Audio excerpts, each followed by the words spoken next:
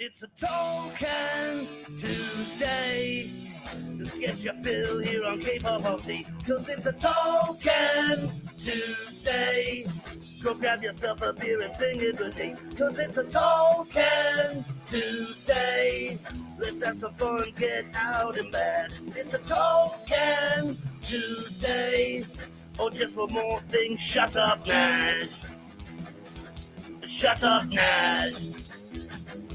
Shut up, Nash. Rotten wanker. Crack a beer, welcome to Token Tuesday. You're on K-pop Aussie, right? Yes, what's welcome? Yes. What's welcome? What? That doesn't make any... Can you guys even hear me? Oh, jeez. Look what's happening. I got headphones on headphones. Welcome to Token Tuesday. I'm K-pop RC. You're welcome to the channel. K-pop RC. If you aren't subscribed, subscribe. If you haven't thumbs up the video, do it, man. Every Tuesday, we hang out, we drink beers. We drink beers. You don't have to drink beers. What's happened? What's happening? What's happening there? You don't have to drink beers, but I'm going to drink some beers. And then we're, because it's Tuesday and it's like a crappy day of the week for everybody, I'm sure. So hopefully you guys are all having a good Tuesday. I see a whole bunch of awesome dudes back. Scott Diesel, what is up, man? Hope you're having a good Tuesday. Nash is here. What is up, man? Steve-O, what is up, buddy? Bob's RC, what's up? Hope you're having a good Tuesday, buddy. Slade, always a pleasure. TJ, what is up? Aldrez, man, what's up? A fellow Canuck hanging out. What is up? Double Clutch, man. Double Clutch. Might be popping in, actually is popping in. I'm just going to bring him in a few, but what's up here? DJ Apothecary, what's up, man? Hope you're having a good Tuesday. Aldrez saying that I won monthly mayhem. No, I mean, I obviously didn't, but it was fun doing stupid things and trying to get them done in 30 days with a tight deadline. I feel like tight deadlines are nice because they force you to finish something, which because I wouldn't finish anything unless I had people pressuring me to do it. Let's see here. Nash is saying, please like, share, and subscribe. Yes, Tycho RC reminds me of the 90s. What is up, buddy? Hope you're having a wicked Tuesday. That's a sick beamer in there. Oh, man, yeah. White with, so subtle. That's so sick. Gear Guy, man, what's up? Always a pleasure.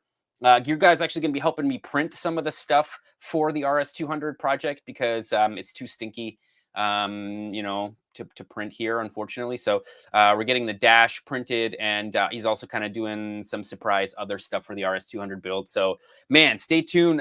There's an episode of this coming out soon, but not before there's an episode of that guy coming out. That's that we basically broke in the engine this weekend or last weekend, and this weekend we're ripping with Scale Builders Guild, and his is going to go really fast, but it's going to go like this, like. And ours is going to sound like a dirt bike. So I don't know. It depends on what you like, your preference. Electric is cleaner, but gas is gas, man. Gas is gas. All right, let's see here. That song, though. What's up? Matt, man, hope you're having a wicked Tuesday. Yes, we got snow today, guys. So we're all kind of disappointed. All the RCers, in this part of the world are a little sad. It feels like winter has like just reared its head and snapped at us, man. It's just like whip cracked. It was too warm, man. It was too warm October, and it was like, oh, you think you're gonna get away, and now it's just all slushy and brown snow outside. So everything's gonna smell like dead animals for the next 3 or 4 days. Let's see here. Well, Bob's RC, man. Yeah, buddy. Yeah. Puff one for me. Let's see here. Gear guy, double clutch. What's up? Let's see here. I'm just going through the comments. I don't have a list. Usually the list like grounds me. It grounds me of things that I'm talking about. But unfortunately today it's just an open can of beer and you dudes hanging out and like this gantry of headphones on my noggin. But that's because double clutch is coming in a second. But I'm gonna just drink a little bit of beer. So what we're going to talk about, the Baja. We're going to talk about how loud it is. We're going to talk about the RS200 build. And we're going to talk about Send Cut Send and how they bought me a chassis. We might also screw in some new 3D printed parts specifically onto the aluminum chassis. I'm thinking we might do that today just because it's much different than what's on the chassis right there. So we're going to kind of go through all that stuff. Also, we're going to talk with, with Double Clutch, and we're going to see what's up with him and maybe some of the projects he's doing, or just a general chat and what's up, right? Slade's telling me to drink beers. Yeah, let's hear. PSP Radar says Baja rocks only with gas. Well, I don't know. I think we're gonna find that out, PSP, and yeah, we're gonna find it out. But anyway, let's bring on Double Clutch. If you guys don't know Double Clutch Productions, go follow him on YouTube. I didn't have a chance to put his link in the description, but at the end of this stream, I will add it in there. But you can just search Double Clutch Productions on YouTube, and you can search for him on Instagram. He's got quite the following on Instagram, as he should, and that should be echoed into YouTube. So if you guys want to support somebody who's making really, really cool, super scale, but very functional designs in 10 scale, then definitely visit Double Clutch Productions. But let's bring him in. Double Clutch, you good? Give me the thumbs. You good? Yeah, I think he's okay. There he is. Yes. All right, man. You're muted though. Just a heads up. Hopefully I can hear you. Oh, still muted. Oh no, what happened? Uh-oh, muted. Oh no, maybe I muted you. I'll try to. There we go. Oh, there we're good. Go. Yeah. We got her. Good evening. Nice, man. What is up, man? What is up? Do I have a sequence? Holding down the fort. I'm just wondering if I got a sequence. You got that little burner reel, huh? Oh yeah, that's right, from the episode. Yeah, from the mayhem episode. Leave it to K-pop to make your stuff look better than you make it. So that's, I appreciate that. That was a good shout out, man. Yeah, well, I mean, I had to. You made a crawler not hop on power. And we don't know yet. I mean, for the amount debatable. Of torque. For the amount of torque that went through that driveline, I would say that it would have hopped. It should have hopped on power, like right off of power. Like right when that clutch engaged, there was a lot of torque going through that whole driveline. Like it squatted, and you could see it. It would squat, and it was just like you could see where it was like the more it would flex, the more the tire sunk down. Yeah, just pushing it harder into the ground. Yeah, that's what we wanted, man. Yeah. That one definitely deserves a redo, either a fresh gas motor. I know a lot of the comments were saying you should go electric, and I think that it's worth doing both. I know.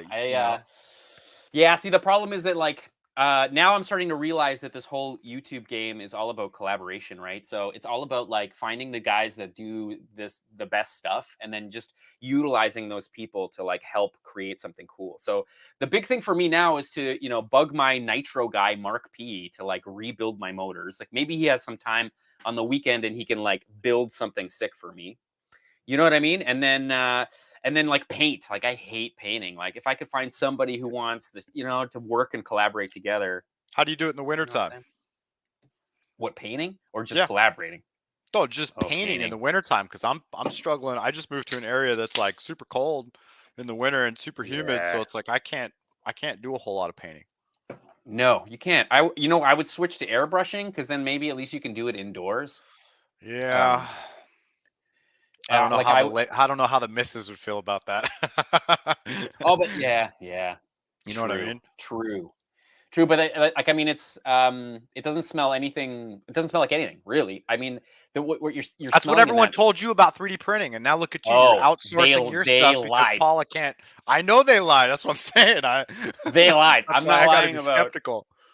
I'm All not these lying about dudes the burned out all their nose hairs, so they're all like legitimately believe that it has no smell because they can't smell how bad it is. Can't smell it, or they have like a 6-bedroom house with a basement. RJSV room. 1000 Nitro sucks.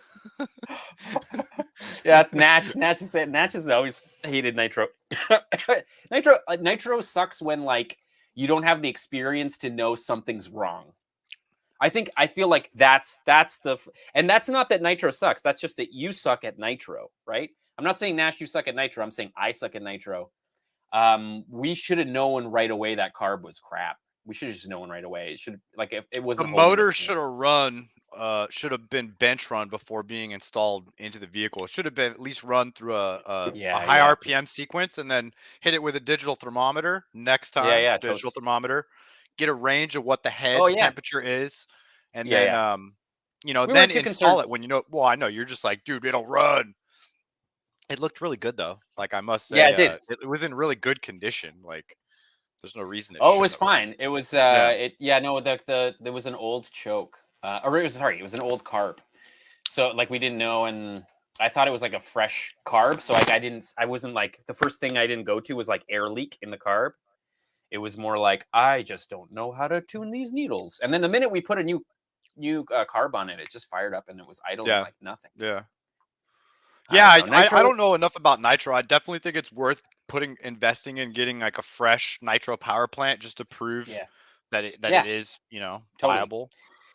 Yeah, so I mean, as soon as we finish with the Bajas, I'm gonna bug HPI. Maybe they can send me a 3-speed, a fresh 3-speed. That would be insane because it's hard to find them old stock. Because the new HPI released the new Nitro Savage, the 5.9 version or whatever, and it comes. When was that? Was that like months ago? Like a couple months ago, I think. Yeah. Okay. Yeah, they've been slowly trickling them out. So first thing they came out was the Savage X with the electric Savage or whatever, and then I think now they released the Nitro version, which is the XL Nitro. I'm not sure if they have electric. My first experience was with like a really good friend of mine. We used to do mountain bike, like hardtail mountain bike riding up in NorCal, and he bought a Savage 25, and that was my first experience. Basically, with any RC, was seeing a Savage 25 like rip BMX trails and like MTB jumps and some moto stuff. I know. I mean, I feel like I can't get away with that kind of stuff because people would get really upset. They're like, man, the community of dirt jumpers in my area are so like you can't ride certain bikes. You can't, like, if it's wet, you can't ride it at all. Like there's a dude there that he's like, the gatekeeper. The gatekeeper. Yeah. You know what you need to do is go out there with a shovel and contribute, and then smack those fools in the face when they try to say, I own the trail, bro. That reminds me of those surfers in like Point Break that are like, go back to the valley, man. Yeah. Yeah, man, for sure. I respect that dude for sure. That dude holds it down though. The guy that makes the dirt jumps. Well, there's also kids out there, like, I hate to throw the bashing community under the bus here, but I'm gonna do it. Those guys go out and just with blatant disregard to everything there is out there, destroying, BMX jumps, lips, golf courses, grass. Like, there's not a lot of. I'm one of. Let's do it, man. Let's do it. Sign me up. Come on. If it's a golf course, man, let's go. Just shred it up, right? Yeah. Oh man, how often do we all us bashers just drool over those berms and those like rolling hills at the golf course? I'm just like, oh, you could gap that one, Oh man. Yeah, I have another buddy of mine that runs Fog City RC, and he ran into some mountain bikers up at our local jump spot. Same thing. It was like those dudes were like, you shouldn't be out here. You shouldn't be packing into the jumps. The lip. Yeah. And I get it, but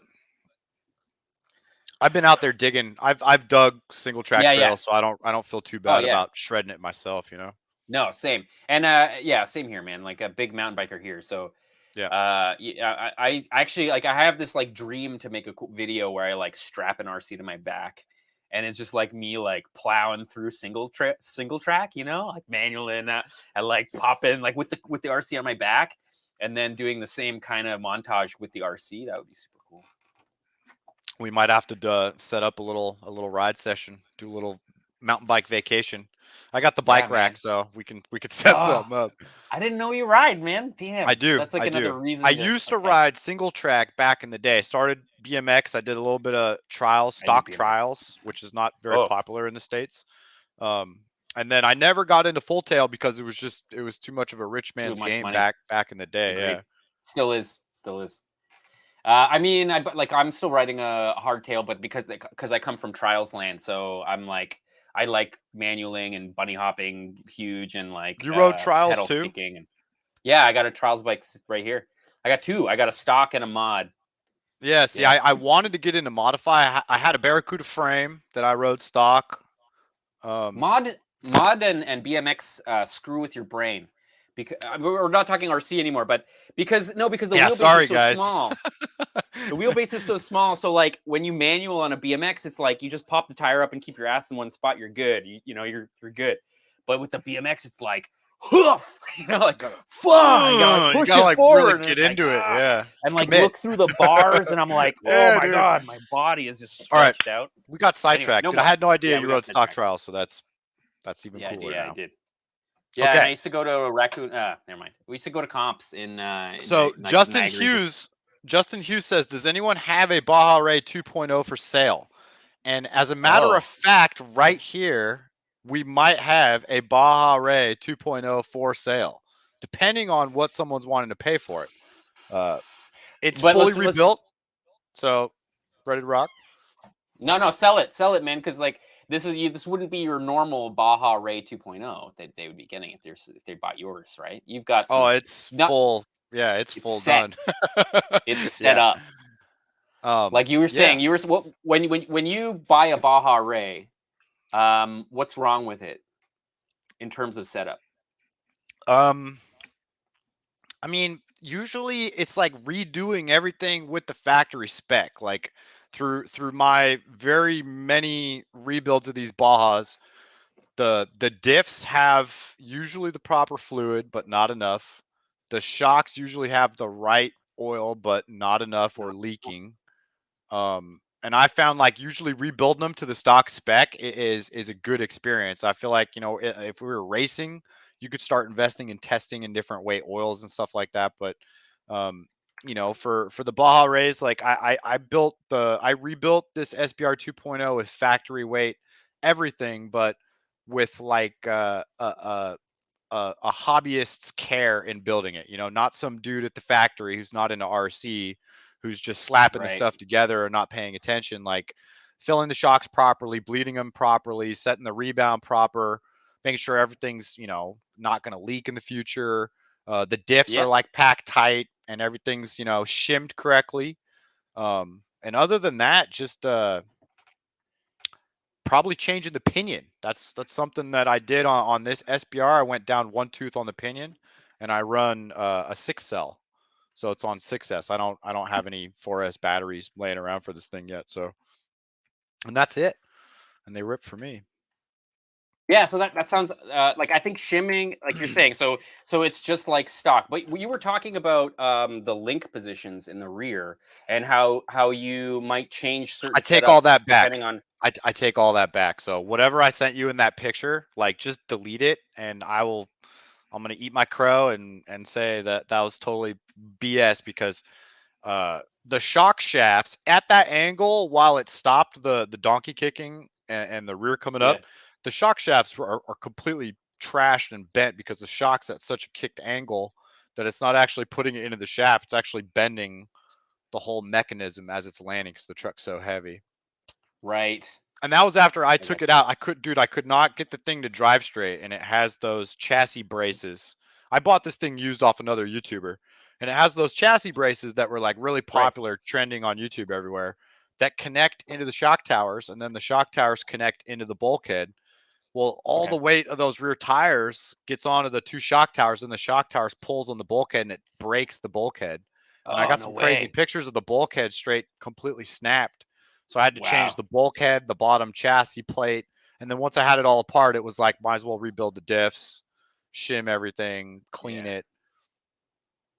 But yeah, and then you just went back to stock settings. Basically, you're just like, yeah, but at because least I they're don't. like proper stock settings. Yeah, I haven't run it enough to be like you should run this weight oil in the front, this weight oil in the rear. I have to get a baseline usually with the stuff, and then once I get a baseline, I'll go back and like change, Tweak. from like a 30 weight to a 27 or a 27 to a 25 or Yeah. add some weight, tweak on them. Yeah. And one at a time. Like you don't make more than one change at a time. Yeah. Yeah, I try it. Like if I'm gonna do shock changes, like I'll usually have an extra set of shocks, and then I'll change the shocks without actually like changing the oils. Like I'll just take the 30 weight shocks off and put on a set of 27 weight, and it makes it really apparent, how it's like setting the nose if it's popping the nose Right. and stuff like that. So No, it's interesting. It's interesting. What do you do? Do you ever have problems with like leaky stock, badly designed shocks? yeah, I Did you mean ever? it's all in the shock O-ring grease is I found. Oh I yeah. mean, Simple green. No, green slime. Green slime is the what you slime, use? yeah, that's the thing. So a lot of even my own personal friends were like green slime, green slime, green slime. We used to use that in the airsoft industry to seal O-rings for green gas magazines. And Okay. I recently just through trying to stay with the spec of the Losi's, I've got a set of that Losi shock O-ring grease, and it's far superior in my opinion. I was even able to use that Losi shock O-ring grease and get the King shocks to not Mm. leak oil. And Oh I no think way! that King was, shocks? yeah, everyone was telling me when I Wow. first built that pre-runner, they're like, those King shocks won't Those hold shocks are oil. terrible. Yeah, Yeah. it's terrible. And they are terrible shocks, but that's a testament to that shock O-ring grease. I think it just swells the O-rings and then creates a Just good, enough. yeah, just enough to Good keep it bite. sealed. Yeah, The yeah, for sure. slime is nasty, man, and it's inconsistent. Like I'll build 4 shocks on a dune buggy with the slime because it's associated shock, so I'm using Yeah, yeah. associated slime, thinking that it's And going to one's work. weird. And yeah, it's like I get 2 that don't seal, one that's good, one that ends up blowing out later. I use the Losi stuff, and I usually get all 4 of them to seal pretty good. Interesting. You heard it here, folks. Oh my god, you heard it here first, folks. Jeez, the beer's working. Hellbilly man, I had to shout you out. Thanks a lot, man, for throwing the 20 bones up. That's gonna buy some beer for the next Tall Can Tuesday. So thank you so much for helping out. And everything supports. Monster Parts, man. What's up, buddy? Hope you're having a wicked Tuesday. I did start a poll that was like gas, nitro, or I've just seen electric that, in the yeah. comments. Yeah, and so it looks like gas is like number one, man. Gas is number one. Oh boy, I can do this. Wait, we can do like let's see here.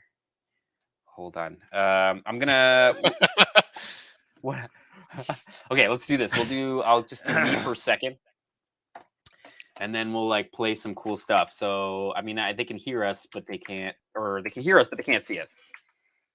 I'll mind my dirty fingernails because like just recovering from monthly mayhem and stuff. No one would have noticed if you didn't point it out.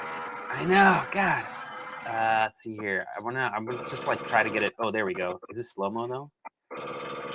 Can you hear that? You guys can probably hear that. Yes. Okay, I can't hear that because I don't have double headphones on. Is it super loud? No. It was pretty loud. I mean, not like destroying the ear, not like tickling my eardrum like an old like Trust exhaust back in the day, but yeah, well, this is super. Yeah, no, it is that. It is that. It's just that the camera. No, because the camera can't record past a certain point. Yeah, no. So like, so like when you're there, man, and this thing's running, like you can feel it, like you can feel it in your, like you can feel it, like somebody's like knocking a hammer beside, like it's just like this is what it is. Are you familiar with this type of pipe? Is this something that you've run on your I mean, on your Bajas before? Let's see here. We've kind of like we have experience with pipes in the sense that like sometimes people end up thinking like, oh, it's a pipe, you know, it'll give me faster lap times. It'll make me faster around the track. And every single person that does bring in a pipe on a rear-wheel drive Baja, I want to say on 4-wheel drive platforms, that actually might be quite a benefit to you, is having a more torque low end and a fatter mid range, like more power and torque in the mid range. That might be great for you. But for a rear wheel drive vehicle with like a red, clutch spring that it engages at 9,000 RPM, like if you're engaging at 9,000 RPM with this like pipe that's just like giving you all the torques right then and there, like it's just gonna want to twist and like how like slow in fast out with Porsches 100%, because they're like yeah. super rear biased heavy. Same with the Baja has like most of the weight over the rear wheels, so not only does it tomahawk, but like it's also very squirrely on power out of the corner. So like when you're like and Nash is really good at this, when you're like riding the edge of traction, and you just like let off the throttle and you're coming into that corner and you're right on the edge of traction. It's like it's like sliding sideways a little bit and you just give it throttle. If you got 9,000 RPM engagement and like 5 horsepower right there, it's just gonna like a bat tomahawk you, man. It's like, oh, it's gone. You're off the track. So like, no, I mean, so we never used pipes because pipes were just like never the option for rear wheel drive. Yeah. But if we were at the dunes, man, if I was at the dunes and I had a locker in the back and I just needed all the power all at once and I wanted to do standing wheelies, awesome pipe.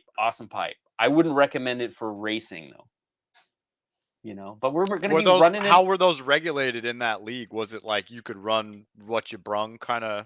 There was like really like at the time we didn't have that many restrictions. Like guys were running even with displacement. There were no restrictions. And the guys, the funny thing is the guys, especially in the buggy class, the guys that were winning were the closest to stock. Yeah. Because they were lighter. It was just like a lighter car.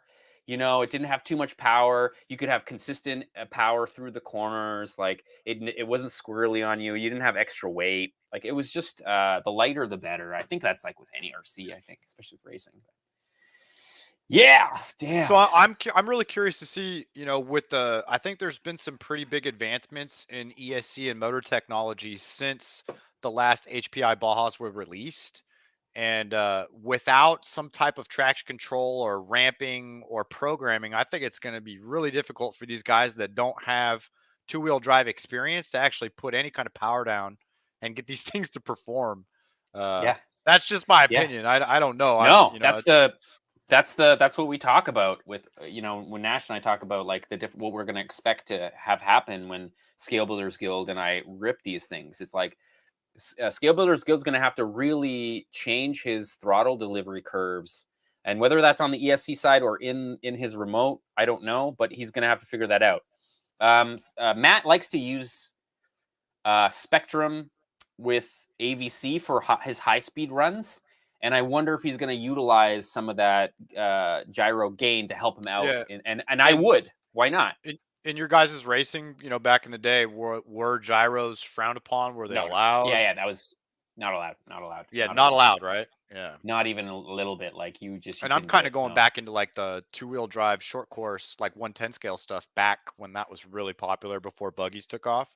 And that was kind of the deal, like no throttle ramping, no ESC programming, and it makes it hard. You know what I mean? It's like hard. It's hard to put it down all in the finger.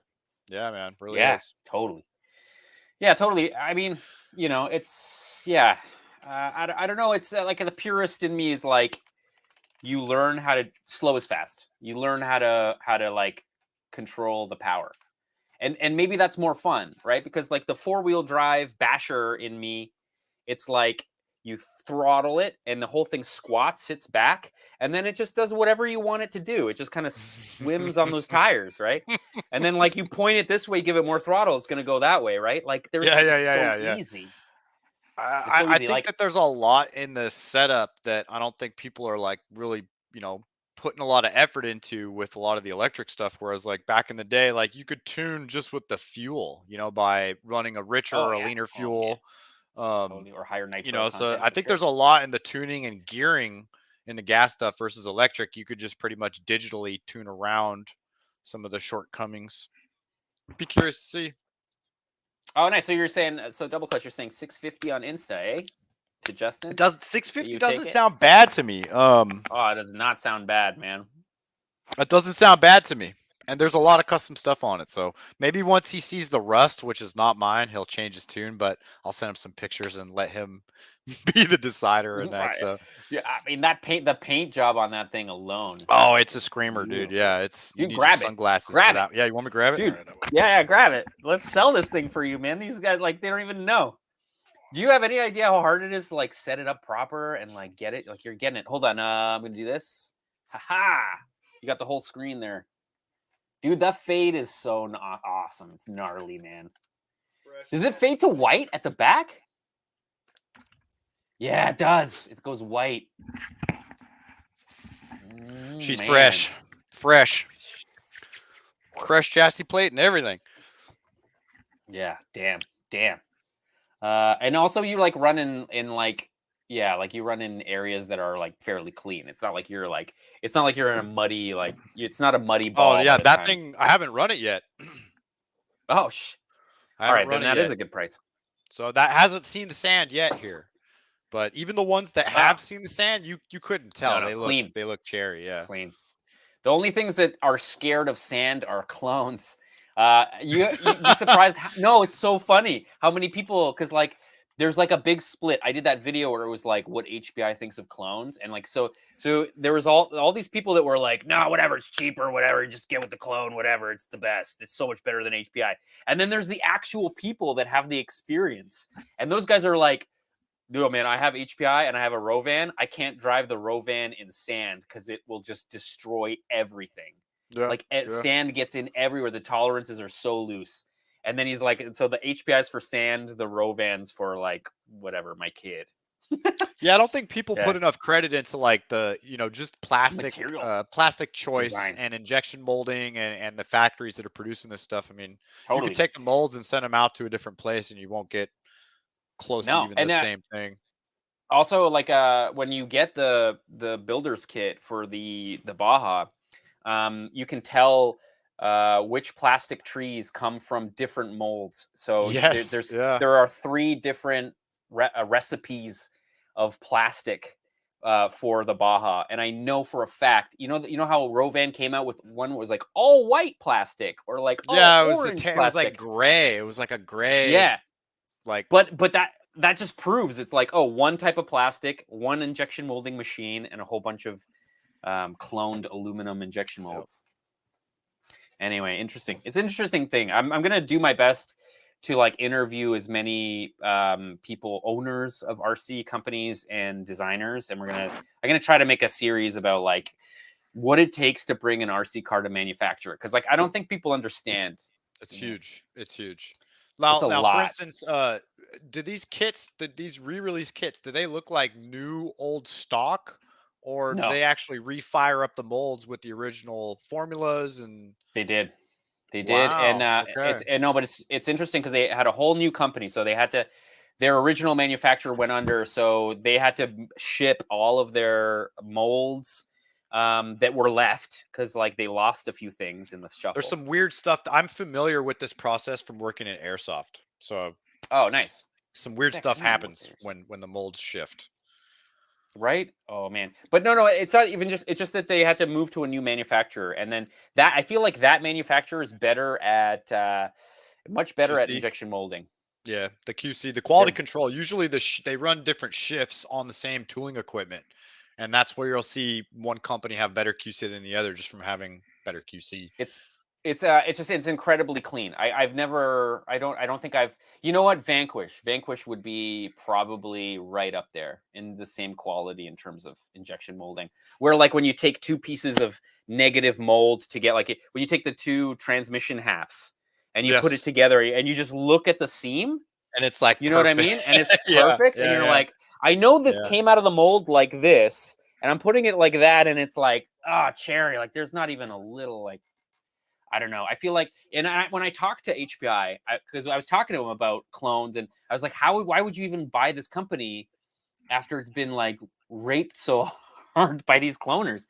And they were like, we bought a bunch. They were like, we bought a bunch of clones to see what they are and see how they like freaking did. They basically mirrored a thing. It's like a Prada purse, like a, you know what I mean? It looks exactly the same, but then when you look close, you're like, oh, okay. there's issues, and they were saying they were junk. They're just junk. You know, and they're the same price. So like, what are you saving? I know. What are you saving? Well, the only reason people were buying those Rovens is because you legitimately could not get HPI Bajas. And I hate to talk smack on the Baja owners, but you all can do you it. dudes with these crusty, decrepit, clapped out full metal Bajas for like $1,400. Full metal. Like you guys are smoking HPI dust, just dude, completely insane. Dude, like, there's it, and then on eBay, like highest bidder, you pay shipping. Like, no, dude. Oh man, and it's funny, we got the same thing up here, and it's like guy like extended, the arms are like all aluminum, and then he's got axle extenders that are like 2 inches, and then those like, what's with those like donk wheels on fifth scales? What like when did that become a trend? I don't know, dude. Like, I don't know. You know exactly what I'm talking about, though, too. So I know. Funny. Well, because you know, if there's any time to pick up a used Baja, it would be now, because you can buy, you know, genuine parts for it. Oh yeah, no. Now is the time to get a used one, and then you could use the kit to supplement. I think a lot of the guys that bought the kit to supplement their Bajas, just as parts. You know what I mean? Like, oh man, when we put it together, it was so clean. Everything's so clean and tight. I was just like, should have bought two. I should have bought one myself. Makes you feel all warm and fuzzy. It's like, yeah, give me another. I don't want to have the parts. I don't want to make it dirty, man. I don't want to dirty this thing up. Yeah, man. Ugh. It's gonna get dirty. What's the deal, man? Like when I hit up DDM, they were like kind of oblivious that the pre-orders were taking place, and then by the time they reached back out to me, they were sold out. Yeah. So basically, what I think for the first batch, I think all the like smaller distributors, I think they only got 20 kits each. So 10 electric and 10 gas. And what I'm assuming with DDM, because DDM has been providing these cars for people for so long, that they probably had their like preferred people, they had their little that customer had the base, like, you know, out, and then or they even made it available. Yeah, and I know, so Cardinal sold all of them, but there's another wave coming right before Christmas, and I think it's I want to say the wave. 20th or the 22nd. Don't ask Something me how like I know that. Yeah, I mean they're probably already on a container ship. Yeah, they're probably on. I mean, I can ask for you if you want me to. I would love to get some insider info, because you know the HPI send you to the dealers, and the dealers pretend like the shit's discontinued, and it just kind of shows you like. Also, why didn't any of the big dealers pick up a few for the holidays? It was really curious to me. I think there might be some bad blood there. There is. I didn't want to talk about it. Yeah. So and they didn't need them. So I guess that's kind of a funny thing. It's just like there is so much soul there. Like there's some kind of like awesomeness to them that like they're gonna sell. It doesn't matter if they don't have, you know, a large. And that's the crazy thing. How many RC companies do you guys in the comments know that could like get blacklisted by the major distributors right now and still be able to sell out of a re-release high? That's a high dollar kit, and they'll sell them like hotcakes. They could keep pumping those out. I bet they'd sell thousands.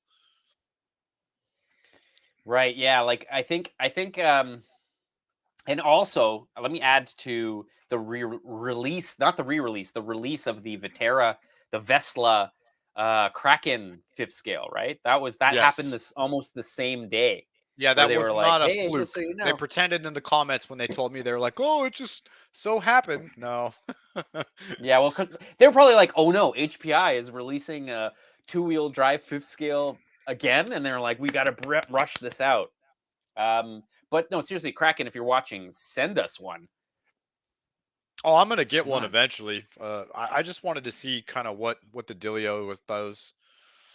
I asked for some more detailed stuff, and I just can't stand when they kind of play this like keeping it close to themselves. But hold on, what I'm gonna do? I feel like it's just the first wave. I think it's gonna, now that they got the production running. I kind of feel like HPI. Oh, RJ, man. No, that's Nash. Nash, man. Yeah, sleep well, buddy. Sleep well. So what was I gonna say? I didn't know that's Nash. I'll remember to say what's up. No worries. All good. I'm just trying to hide my bookmarks bar so I can like share. Yeah, my I know what you mean. Yeah. I got you. I won't tell if you want. No, here we go. No. I don't know. People don't want to see like what stock company I use and like. Hey, man. You know, never know. Come on. We could trade some penny stocks on a Sunday, and I mean, I've been. there we go. I'm trying. My. Now I've been eyeballing the Vecta for a while. I know, dude. I know. I don't know. It's either that or the Tisco. So I looked at the Tiscos and I looked at the Vectas, and yeah, I don't know. I just I don't know. I don't know what to think about that.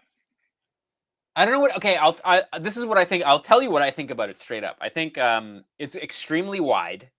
It's almost a square, right? So it's very much like I guess like a Quattro Audi in a sense, like in terms of the wheelbase. It's very wide and not very long in that ratio. How much wider are the 5T, the Baja short course? Are those wider than a 5B? No, or is it just the exact same width? Exact same. The only difference is the rims might have a bit of a more aggressive but the offset, arms, everything's the same, but like though, millimeters, right? Like by like very little bit. Yeah, arms, everything's the same. 100%, everything's the same. Yeah. I mean, that's why we always get axle extenders. So we always extend the back and the front by almost 2 inches for racing, yeah, it would make for a much more stable platform. So it makes sense that they went this way. They probably were like, well, what's the worst part about a Baja? And they were like, it needs to be wider and it needs to have more aggressive dampening. I don't know. It's weird. It's such a weird setup to me. Well, it's like, because they're going with the old school, like if you look at the front A-arm, it's almost like the shock points directly at the wheel, like old school Baja, like old school Baja 1000 stuff. And I'm just wondering, like, how much of the geometry will be sacrificed for like packaging versus if it's the other way around. And it's so much money. I'm such a stickler for like performance. Like if I was going to get one of these things, like where's the Vesla class that's racing? Like I'm sure at some point we can dig up a bunch of old school dudes to go do some 5B racing, but you're not going to get a class of these things out anywhere. You know what I mean? That's I'm hoping. I mean, I'm hoping that like that them together, like Kraken and HPI, kind of kickstart this 5th scale community again. It's weird because Losi kind of got away from it too, because they're only selling the 5s now. They got rid of the 5B, which was the 4-wheel drive buggy version. The buggy, yeah, those are cool, by the way. Super cool. And oh my god, they were selling them for so cheap on Tower Hobbies. Yeah, like they were good. It was like you got a scratch. Yeah, dude, the scratch and dent at Tower was like $520 or something crazy last. I should have picked one up. I should have picked one up too, but I have a problem, man. I have a big problem because, like, there's a MCD on the wall there. I got a Baja over here. Hey, don't talk to me about problems, bro. This isn't. Hey, like I got my own problems in here. By the way, what about that paint job on the 5B, dude? I was digging that when I saw it on Instagram. Yeah, it's right there. You can see it right there. I'm digging on that paint job, dude. Yeah. Some guy was like, "Oh, it's like a rainbow." I was like, "What?" I was like, "You mean the spectrum of light? Like what?" Anyway, people clearly are weird, not a motorsport fan, huh? Right? Like I was just like, like what? Anyway, yeah. So there's an episode dropping on Thursday, all about this happening, and I've been working hard on it. Did you happen to do that video with another content creator? No, so that's happening on this weekend. Okay, yeah, cool. That's happening this weekend. I thought that was last weekend. It was supposed to happen last weekend, but we had a lot of rain. So Nash and I just went out and hold on. Actually, I can show you. Oh man, I can show you. Let's do some B-roll in here. Let's see some comments. I'm super bad about reading comments, guys. Oh yeah, I should have made you a moderator. So T-Man does say the body looks sick though, and I have to agree the body does look sick on the Vesla. I want to fucking F word. I want to rip that thing. I don't like. It looks good though, sick. Don't it? Yeah. That's something that can grow on me. I don't. Hey, I reached out to them through email and in the comments was like, hey, if you guys can send me out one. I'll send it back. Yeah, I'll send it back. I told them I'd take it to the dunes. I'll make you famous, but they pretended like they didn't see the comment. I know you guys seen it. They seen it. Yeah, because I know. Okay, if you guys aren't following DDM on YouTube has a unboxing of that particular car. I'm gonna go subscribe to them right now. As a matter of fact, Yeah, you should for sure. So Steve, the guy that actually sent us the engine and the pipe for the Baja, he's the guy that's doing the unboxing. So DDM check him. Steve B, right? Yeah, that's him. Yeah, he's got an unboxing video on it. Oh yeah, I watched that. Yeah, watch it. It's good. I want it. I think so. Bob's RC. It seems like TLR is controlled by Horizon Hobby. Yes, I don't know anything about that. The politics everything's there. controlled by Horizon now. TLR used to kind of stay separate from the mainstream, so they a lot of people don't associate TLR and Losi. They think that it's like the same thing, and it's very much different. So TLR is like the race side, still kind of run by some of the old school racer dudes that I'm familiar with, like back in the 90s, whereas like Losi has gone completely away from the hobbyists, and they're more, like marketing. Like the people who are developing the Losi cars right now in the ground development clearly are not wrenching and working on them stuff themselves. Like they have probably a degree in marketing, and they don't understand. There's a disconnect between the vehicles that we're getting right now and what people want. It's like, how is that possible? You know what I mean? Like, well, you can kind of see that double clutch a little bit in like everywhere right now in manufacturing. It seems like no one's innovating anymore. They're repurposing ideas, and it seems like Losi has been kind of riding the coattails of the eight chassis for the better part of like almost 20 years now, I guess, like 15, 16 years. Well, it's like I'm super disappointed. Like the new Hammer Ray that came out from Losi, like I'll be the first one to like burn the bridge there. It's like, who said that was a good idea? Like, I mean, you know what? Okay, maybe like the people who designed the Hammer Ray clearly aren't racing, in any U4 classes, because the U4 RC class is huge all over the country, and the Hammer Ray doesn't do any of that good. So it's like, the guy who said that was good clearly isn't like involved in the actual side of RC. And then the people over at Curry were like, yeah, as long as we're making money, we don't care if it's so top heavy that it's not even close to being scale performance. And now you're going on to where it's like it has more scale looks than scale performance, and that's where I'm like, I'm not gonna get one and try to make it work. Yeah, well, dude. They're saying so we're first cousins. Yeah, they're saying we're first cousin, but then Dogma's like double clutch should have been invited to build that VS10 build off, man. Hey, you know what? Next year, I hope that you guys do something else, and that I can try to tip my hat into that, because I'll be honest with you guys, like when they first like heard about that, I was like, oh man, I could do that. And then when I seen some of the builds and how fast the guys were going, I'm like, damn, it's probably good I didn't do that. Because in your head, it seems really easy, but you look at what these guys came up with, and it truly blows my mind. So, well, Josh, I mean, I know Josh is probably watching this thing. I know he's probably he throws my stream sometimes up and while he's doing other things. But so if he's listening, man, dude, what did it cost you to freaking go to Send Cut Send and get stuff like this cut out of titanium? I looked at the prices. I ain't gonna throw them under the bus, but let's just say it was not cheap. A lot. Not no, cheap. It was a lot. It was a lot. You know what? I wish that the price would have been part of the build breakdown at the end. Like just every little thing you guys are doing. Gagling, gagling, gagling, gagling. Totally. So this is my idea, and I'm going to pitch it to Scale Builders Guild and Josh. My idea is that you start with zero. Like you could make anything you want, and how fast you can make it go, like with the kit, is how fast you can make it go, and that's your speed. But if you keep the frame rails intact, you get 10 miles per hour.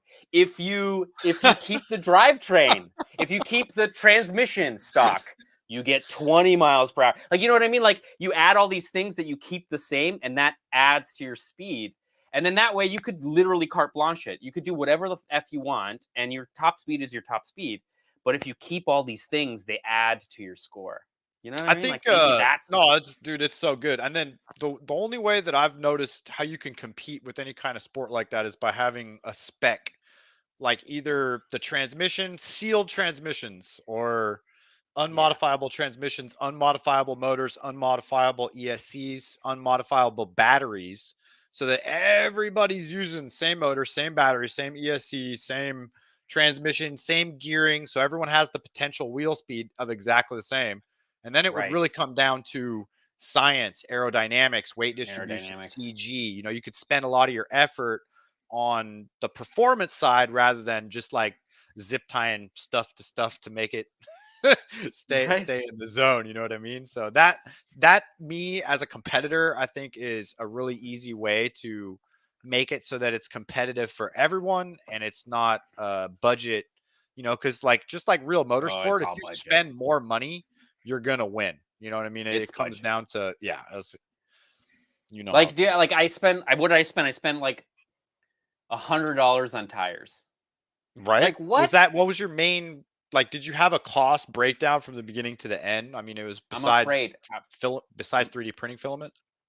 I'm afraid to count.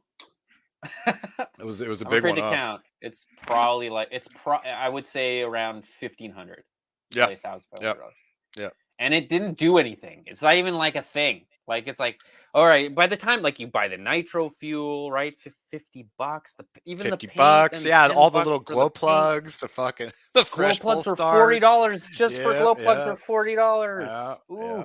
Like Now you got the parts ripped off of all other rigs that are on it now too. So yeah, so I bought the Savage because I was like, I wanted to use the Savage drive line, and I found a brand new 3-speed, but it was like $200 plus dude, Josh shipping. uses fresh screws. Josh won't even reuse Titanium. screws. Let's not talk about price with him. He's got Dude, a bag of used screws. He shows it on stream all proud, like, dude, I've only used these one. These screws are only good for one screw job, boys. I love him so much. He's a gangster, dude. He's a gangster. He's such he really a gangster. Is. God damn, what a God. I love it. I wish I had a mill, you know? Hey, I wish I had a freaking drill press and a CNC. I'd have a bag of screws router. too. I'll be like, "What's up, bitches?" Hold on. I actually have a bag of screws. Yeah, but they're not used once. I use them all the time. No, but that's awesome. But dude, do you know he ordered titanium screws? Yeah. So that whole thing was titanium. No, dude, I mean that rig was a testament of, you know, like not just his ability to build, but like a straight up show of like science, technology. There's a reason that dude does what he does, you know what I mean? And it's like, I think that's the standard. I mean, it's legendary. Like, yeah, it's just funny when like, dude, so we went to the airfield, right? And Scale Builders Guild like puts down his car and he starts doing passes, and he's like, he's on the smaller pinion. He's like, all right, that's as fast as I can go. I'm pinned, whatever. It's as fast as I can go. I can't remember what his first speed was, but I think it was like just under 60. So like 58 miles per hour was like, and so he was like, okay, I'll just up a pinion, and that should give me, theoretically, like it went 10, down, didn't it? It went down. And it went down because he was overdriving his motor, right? The motor's over geared. Yeah, the KV's not matched. Yeah. So like, and then it was like, oh, and he was like, oh, Josh is running 4,100 kV. I'm like, what are you running? He's like 3,200. I was like, well, 32. you knew that. I was like, you knew that he was at 41. Well, then a lot of these guys, they'll overvolt to overcome that KV difference, and then the motors, you know, you smoke a motor in 2 runs or whatever it is. So. Yeah. Well, I mean, we were stuck at 4 cell, 4S, but the another big thing is burst. So like that was another big thing that I think may have burned Matt a little bit, is that one of his batteries was not performing like his was other he battery. running So two cells in no he was running 2 4S batteries, but then he would do his first high speed pass on a fully charged 4 cell, and then he was like, okay, I'll change opinion and I'll switch batteries so I'm still at the highest peak. But that second battery was like not 50C, which is what it was rated at. And he should have done my plan for you, if you were going to go electric, was gonna, here's the secret sauce too, is running two cells in unison, and then running the drag packs that like these DR10 guys run that are like a 300 massive capacitors. Oh man, those things, dude. Massive capacitors. Yeah. Man, so if you guys haven't checked this out, all these guys ran the monthly mayhem, and if you guys haven't checked it out, K-pop's got a video where they turn crawlers into like high-speed machines. And if you guys go subscribe to all Scale Builders Guild, Harley Designs, Tomley, Turks and Jerks, and go check it out. It's some great content. That's what we're talking about. If you guys don't know, yeah, sorry, I could go grab it. It's sitting right there. I could grab it, but dude, let's take a peek. Well, I would really like to see or hear your thoughts on if you're going to really motivate and put some money back into that thing. Well, you know, I will. You don't have to get it if you don't want to, but no, I already got it. It's like in my hallway. You got her. My poor girlfriend. It's pouring out of the room now. That's when you know you got a problem. Oh. I'm looking for a space, bro. I'm looking for a space. It's just expensive. So there was a lot of skepticism about the 70-mile-an-hour claims. Including myself, because it wasn't clear in the video like that they didn't have video of the pass. So when you're seeing the pass of it in second gear, I could see why people are like, there's no way. Can't you tell it was lean? Couldn't you smell that it was lean, K-pop? What are you? I am crying. It was my so soul. lean. Yeah. You're like, what are you doing? It's like we're gonna destroy it. Like the whole point was to destroy it. That's nitro abuse. Like, what are you doing? Anyway, whatever. It's just funny. People are funny. That's fine. But yeah, no, we're gonna bring it back from the dead. I need help because I don't know enough about Nitro to get a good crack at this. So dude, I'm a Huckleberry. Give me 48 hours and we'll figure it out. Oh yeah, will you ship this to you? I can ship this to you, man. No worries. Well, dude, I mean, that would be fun. That would be fun because like to give it to somebody else to try. That. Yeah, we could talk more about that. All right, man. Because that can fit in a box. No big deal. Anything can fit in a box, right? Let's read some comments here. It says, RC Patina Guy LLC said, why didn't you try lipos? I don't like with this. Bob's RC's laughing too. I mean, why didn't I try lipos? I don't know. I mean, you know why I didn't want to try? Okay, this is why. I didn't want them all to look the same. Is that and double clutch? You had issues because you were like, dude, because I brought double clutch in early, right? Because like double clutch is like all about this stuff, and I kind of feel like, dude, as a passion, I'm like, look, I have this problem. I got to solve this problem. Like, what would you do? Let me fill my brain with your knowledge, and you were just like, oh, this is what you do. This, and I was like, I think I'm gonna make it nitro, and you were. You were so mad. You're like, I was like, why would you just say it? Dude, it was so frustrating because like me and K-pop don't know each other all that well, so I didn't want to come off like a douche or anything. But I was like, this guy was like, I don't even want to win. I don't want to try to win. I just want to try to build some cool shit. And I'm like, if there's like, I was like, there's so many people that would want to win. Like, don't take a spot, you know? Like, step aside, son. Let someone else get up in there, you know? But you know, looking back on it and looking back on what he said in that video, I don't think a lot of people are giving enough credit to the RC speedruns are nitro. Like there are no records. They've all been nitro and they cannot be beat. Like electric until we get a new vast in technology is not going to beat the nitro records. So I just want to put that out there. Like, Nitro holds all of these speed records, and it's the old school dudes like K-pop said that put them on the string on the pole and ran them on a bank track. Those things are doing like 300 miles an hour, dude. So 100. Yeah, even more. So I mean, I think that the possibilities are there, and it would be. I think what K-pop, what I seen through his vision was like, if it would have worked, it would have blown everyone's mind, and it's still kind of blown everyone's mind, even though it blew up a little bit. Never mind. 217. I'm a Canadian. 217 miles an hour. There we go. 400 k. Yeah, exactly. Kilometers. Whatever. But no, I mean, was trying to tell a good story. You know, it's like. No, but it's true because it's a. I feel like it's a torque thing at a certain point, right? It's like Well, the whole You know, gearing versus KV. So you know what Scale Builders Guild ran into is what Nitro can overcome through RPM and through torque. So you can't over gear a Nitro motor through combustion because you have enough power to overcome that. So totally. Well, I just had to play this because, like, yeah, because it's hilarious. Look at him do his outfit. Like, what yeah, is that? A dude, look at these guys. Canadian tuxedo, man? What's going on, bro? With your New Balance? What's going down? Dude, Anyway, I'm surprised he doesn't have a denim hat. That's gonna be me in 10 years, man. Except I'm gonna be like growing tomatoes or something. Let's see here. Okay, here we go. The speed is right. Wait, this is electric, so I should probably find the Nitro one, eh? Hey. So maybe the Nitro one's. Oh man. No, there's no confusing this with electric. Wrong. It's not. I don't think it's not electric. What? Yeah, I mean, so here's the thing. Like the reason why this is like people are like tethered versus untethered. It's like the radios can't. What are you gonna do, dude? It's done.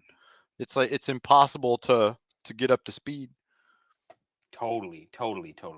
I mean, it's cool. It's just cool. Like where it comes from, the history, where it comes from, the salt flats, Nitro RC cars from the 80s with like 4 Nitro engines.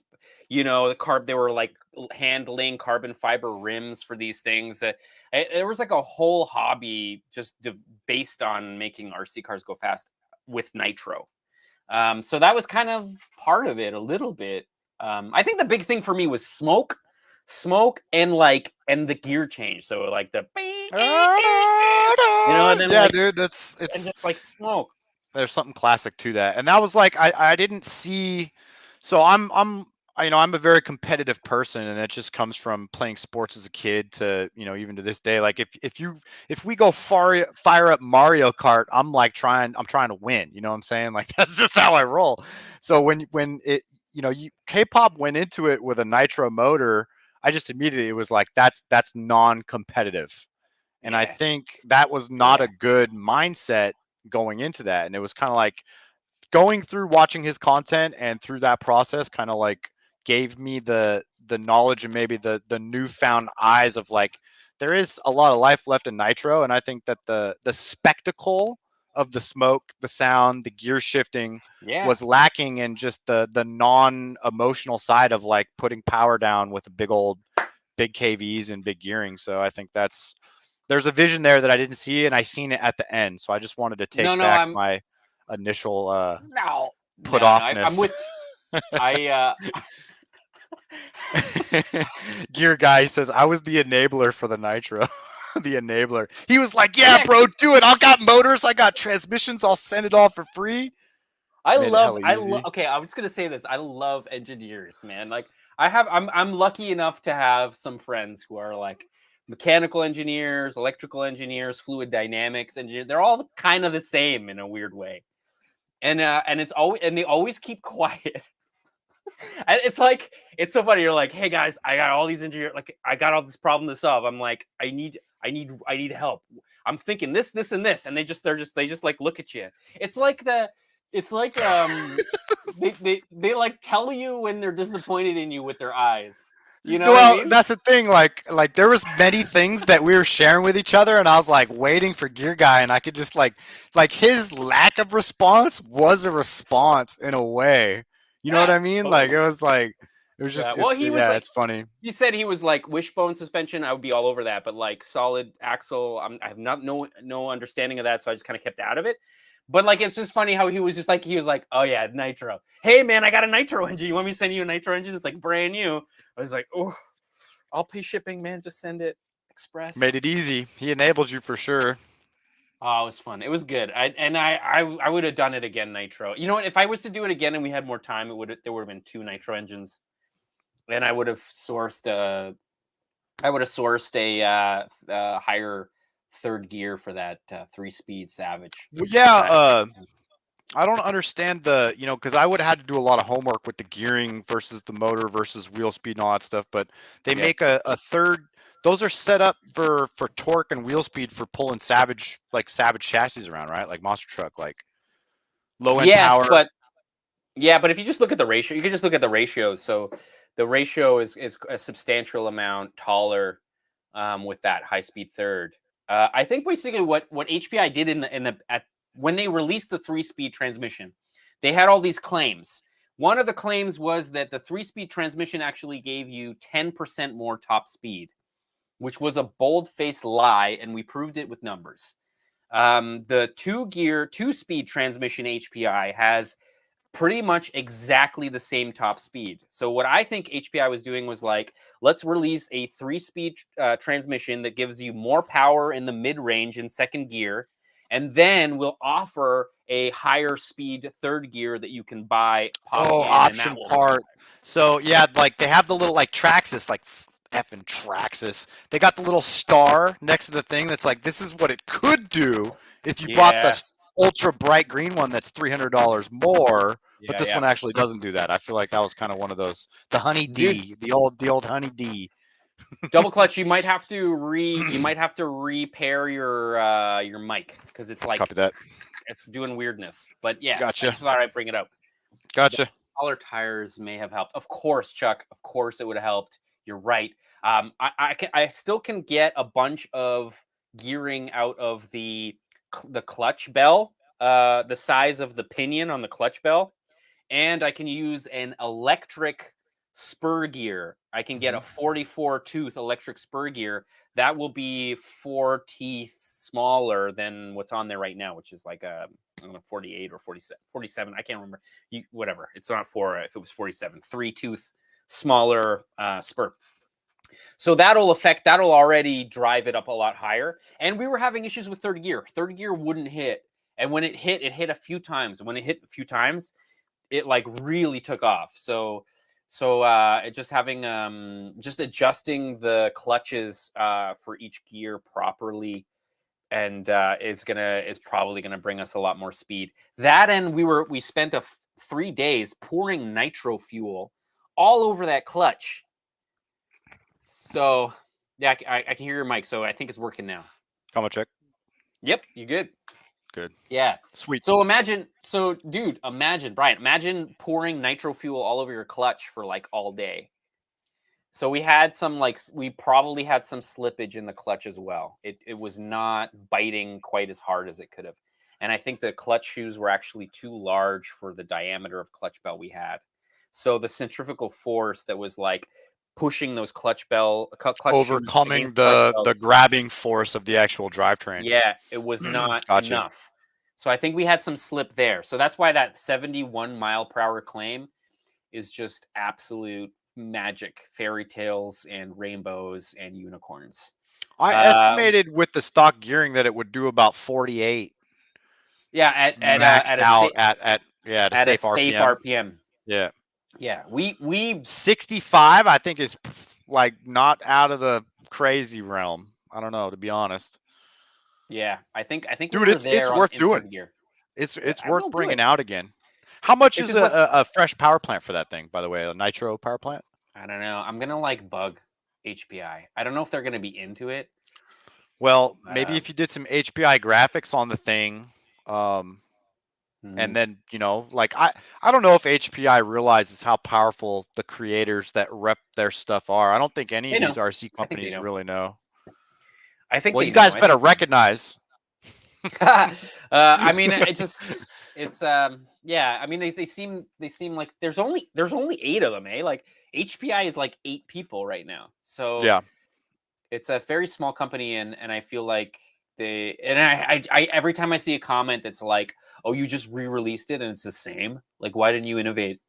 It's like, no, man, like they had to bring it back from the dead. And then now it's time for innovation. Now, once the platform is going and running, now I don't know. I mean, modify and adjust certain things. Do you, I don't think even a lot of the Baja 5B owners really understand where the single seat buggy comes from.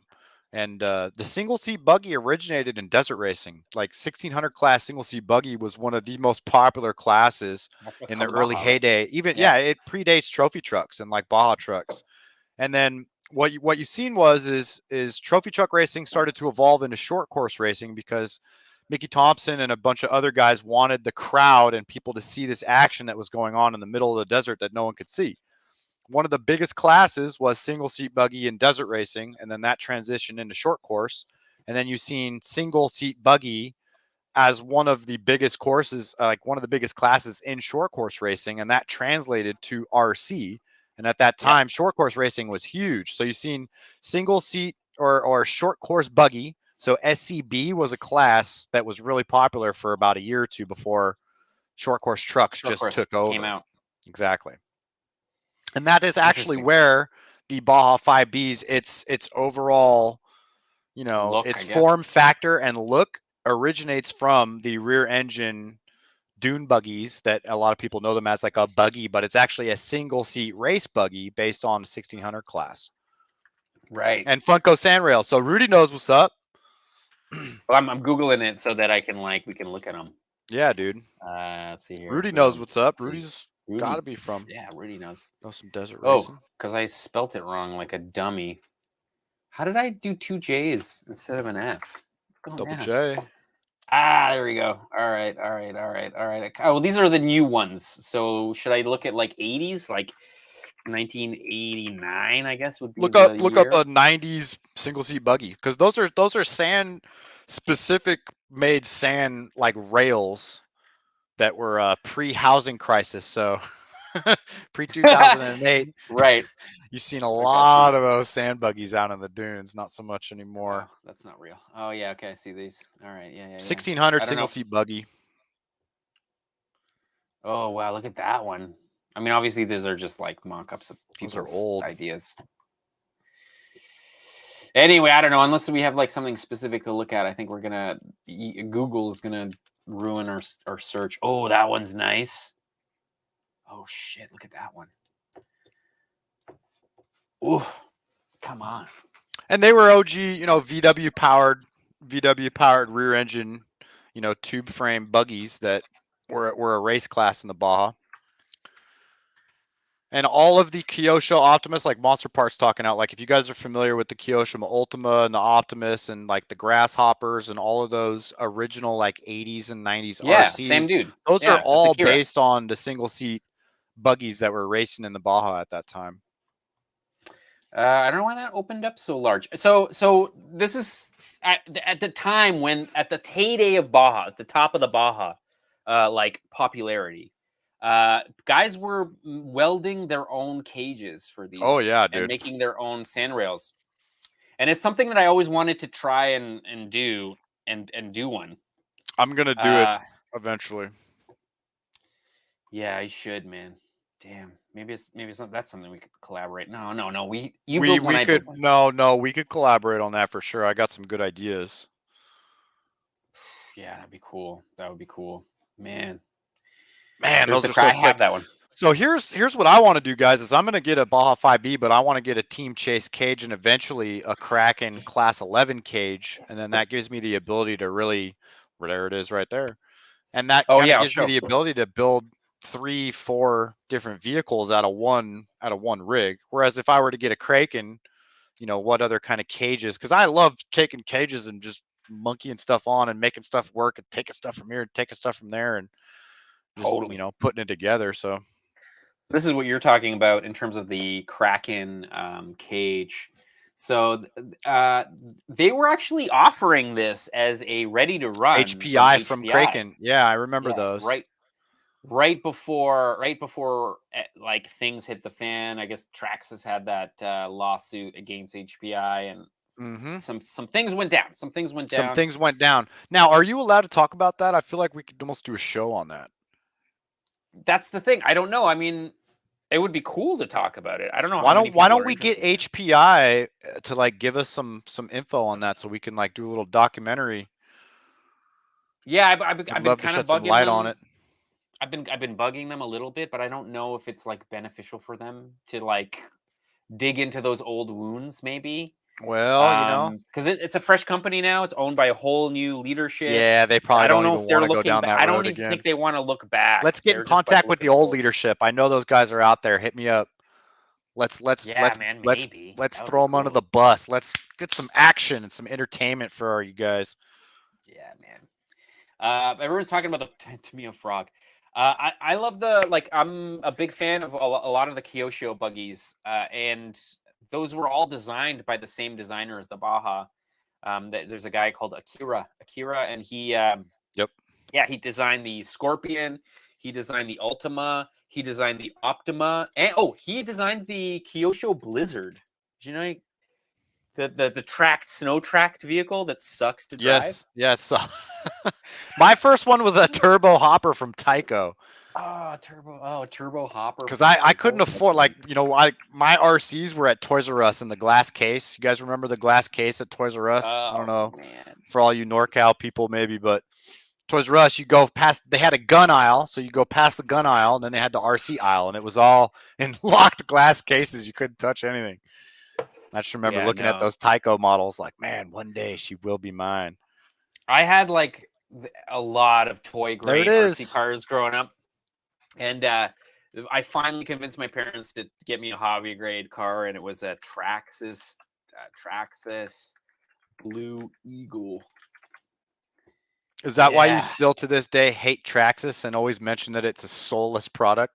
You always mention to bring up that it has no soul, that it lacks any type of. Dude, you cracked me up so hard when you busted that out the last time. You're like, it just lacks you were like doing this thing with your hands. It's like, it just has no soul. I was just like, there's not very many times that I'm legit rolling, like watching something like, on YouTube or whatever. And I was just like, had me going, dude.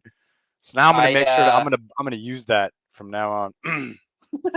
Man, hopefully my internet doesn't die, guys. If they do, double clutch, you're gonna have to hang out. I'll have to take over. All right, the Lambo Countach. So T-Man, I did a book report on Lamborghini 6th grade, and I borrowed my sister's husband's Tyco Lamborghini Countach. It was red. So when you just said that, it brought back some memories. And then he says, "I love my T-Max." I got friends that love Traxxas, dude. So it's hard when like he sends me the link to the new XRT, or like when the Sledgehammer came out. It's like, I want to get the Sledgehammer, blah blah blah, and I was just like, ugh, like it does nothing for me. And I reminded of K-pop being like, it's soulless. It has no soul.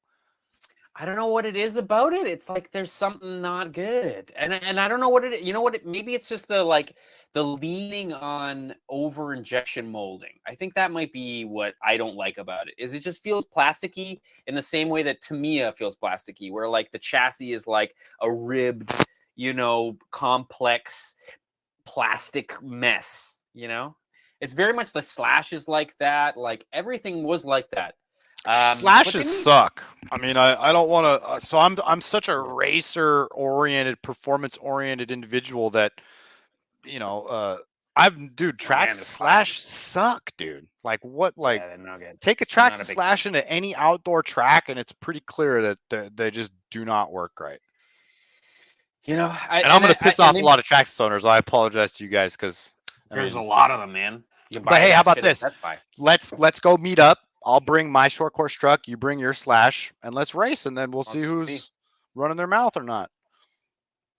The thing with Traxxas, and it might be changing because of Arma. I feel like Arma has changed, pushed them especially when it comes to bashing platforms.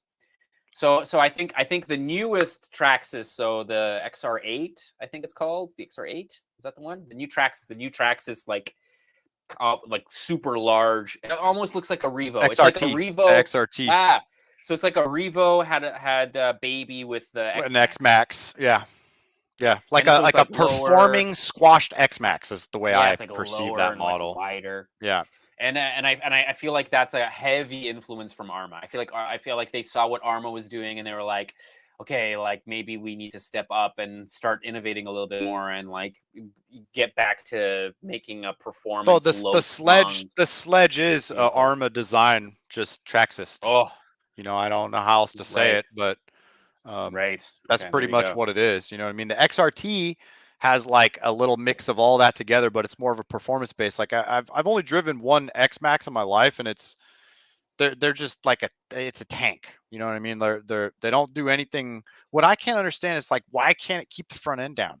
Like I don't know. I wish I could there's flip this, a like, switch to make it drive like somewhat like a normal vehicle, but but that might be marketing. Somebody in marketing was like, let's make sure it has enough power where like you're always on the wheelie. Like it's almost like always wheelie. 100%, yeah. I don't know. I could be convinced otherwise with Traxxas. I don't know. There's just something about them that it feels like they went really toy grade with things.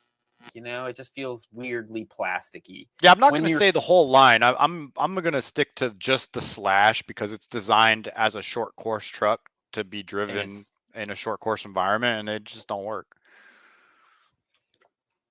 I don't know. I'm like, I don't know. I could be convinced otherwise, and I feel like maybe even saying like I hate like the Solus is kind of shit. It's hard. I shouldn't have brought that up so dramatically because I've already burned my bridge with Traxxas back a few months ago. I'll maybe make a video about that in the future. Oh shit! Really? Oh man. Yeah. Oh, I don't pull my punches. Let's say that. Man, I'm not at my own. Yeah, that's my problem too. But I'm a I'm real like, dude, you know what I mean? I don't do the whole like, yeah, guys, great. If it sucks, I'm gonna tell you. I love it. Yeah, no. But I don't. Yeah, I don't have the experience enough. Like I stopped buying Traxxas vehicles when they stopped making kits, which was like in like 1995. So I shouldn't talk smack. I shouldn't talk smack. No, that's what I mean. I can't say it about the whole line. Like they make some of the RTR stuff. I think there's an entire market for that. But like when the Slash hasn't been updated and it breaks the same thing on like you could pump a Slash up with all these hopped up parts and it like affects everything negatively. You know what I mean? And to me, you should come out with like new products that, I think it's engineered to break. And I hate to say that, but from someone who's been on the opposite end of engineering, I think that there's some glaring things that they could do really easily to make their products last longer. And they clearly don't do that on purpose. And that's where I'm drawing my line in the RC sand. Right. And maybe it brings people into hobby grade a little bit. It's like, you go to Best Buy and you buy a freaking, whatever it would be. What's the 2-wheel drive that everybody bought? The Traxxas 2-wheel drive like truck, and it was like tall. It was almost like a monster trucky. The sledge? No, I don't know. No, it was. Oh God, comments, help me out. Anyway, that's anybody. Yeah, I know what you're talking about. Rear wheel drive, kind of tall. You know what I'm talking about? Damn it. Anyway. Stampede. Thank you, good guy. Stampede. Stampede. I feel like when people buy Stampedes... Monster Parts, you suck. Was not a stadium truck. I'm just kidding. Summit Stampede. Summit Stampede. Summit is different because it had the locking diffs, didn't it? No? Or was that I don't know any of the... Oh my God. I don't know either. So but Justin, anyway, says, what's the most popular brand? Would you say Traxxas is the most popular brand? Only because they're better businessmen. I wouldn't say that they're better at making RC cars, but they're definitely better at making a business in America. Well said. Like they'll immediately attack anybody who even comes close to infringing their patent design. Mm-hmm. And that's something that I think as a company, a large company, and you're the CEO of a large company, maybe that's something that needs to be you have to make sure that you're keeping the value of the intellectual property that your company is offering, right? So it makes sense as a business. It makes sense, but it also hurt a lot of other innovators in the market, and it also killed a lot of those innovators. Yeah, so they did some funky stuff marketing outside of RC that also maybe soured my opinion about them. Outside of their products, but the way that they marketed real race events in off-road racing. Right. Yeah. Wes, I don't know if Horizon can be considered. I feel like Horizon is like a distributor company, or like it's just like somebody that owns these things. Like they might buy companies like Losi or... Well, Horizon sells Traxxas. So to say Horizon is an RC company is kind of their distributor. Yeah, you're right. They're a distributor. Yeah, good call. And even if they were to have some kind of stake in any RC company, I think they would let them run it, right? They would just own the property. Yeah, Traxxas was the first RTR. It was the first Like they, you know, it's like, I think there's a lot. Okay, so we're sitting here bashing Traxxas, and I want to point out that there's a lot of credit that needs to go to Traxxas and what they've done for the hobby, what they've done to make 100%. RTRs appealable to a wide range of RC enthusiasts. Totally.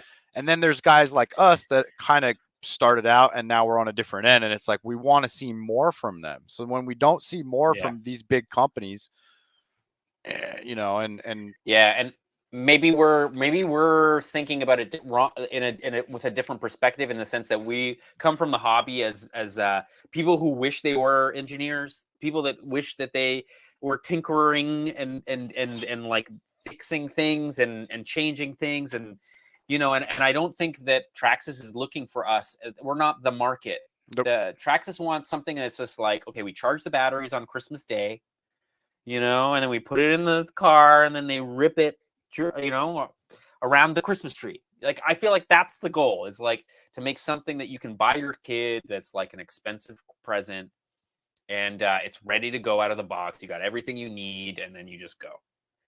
I'm never that guy. I would never, ever, ever want to experience RC that way. My way of experiencing RC is like buy the kit and like understand it backwards and front.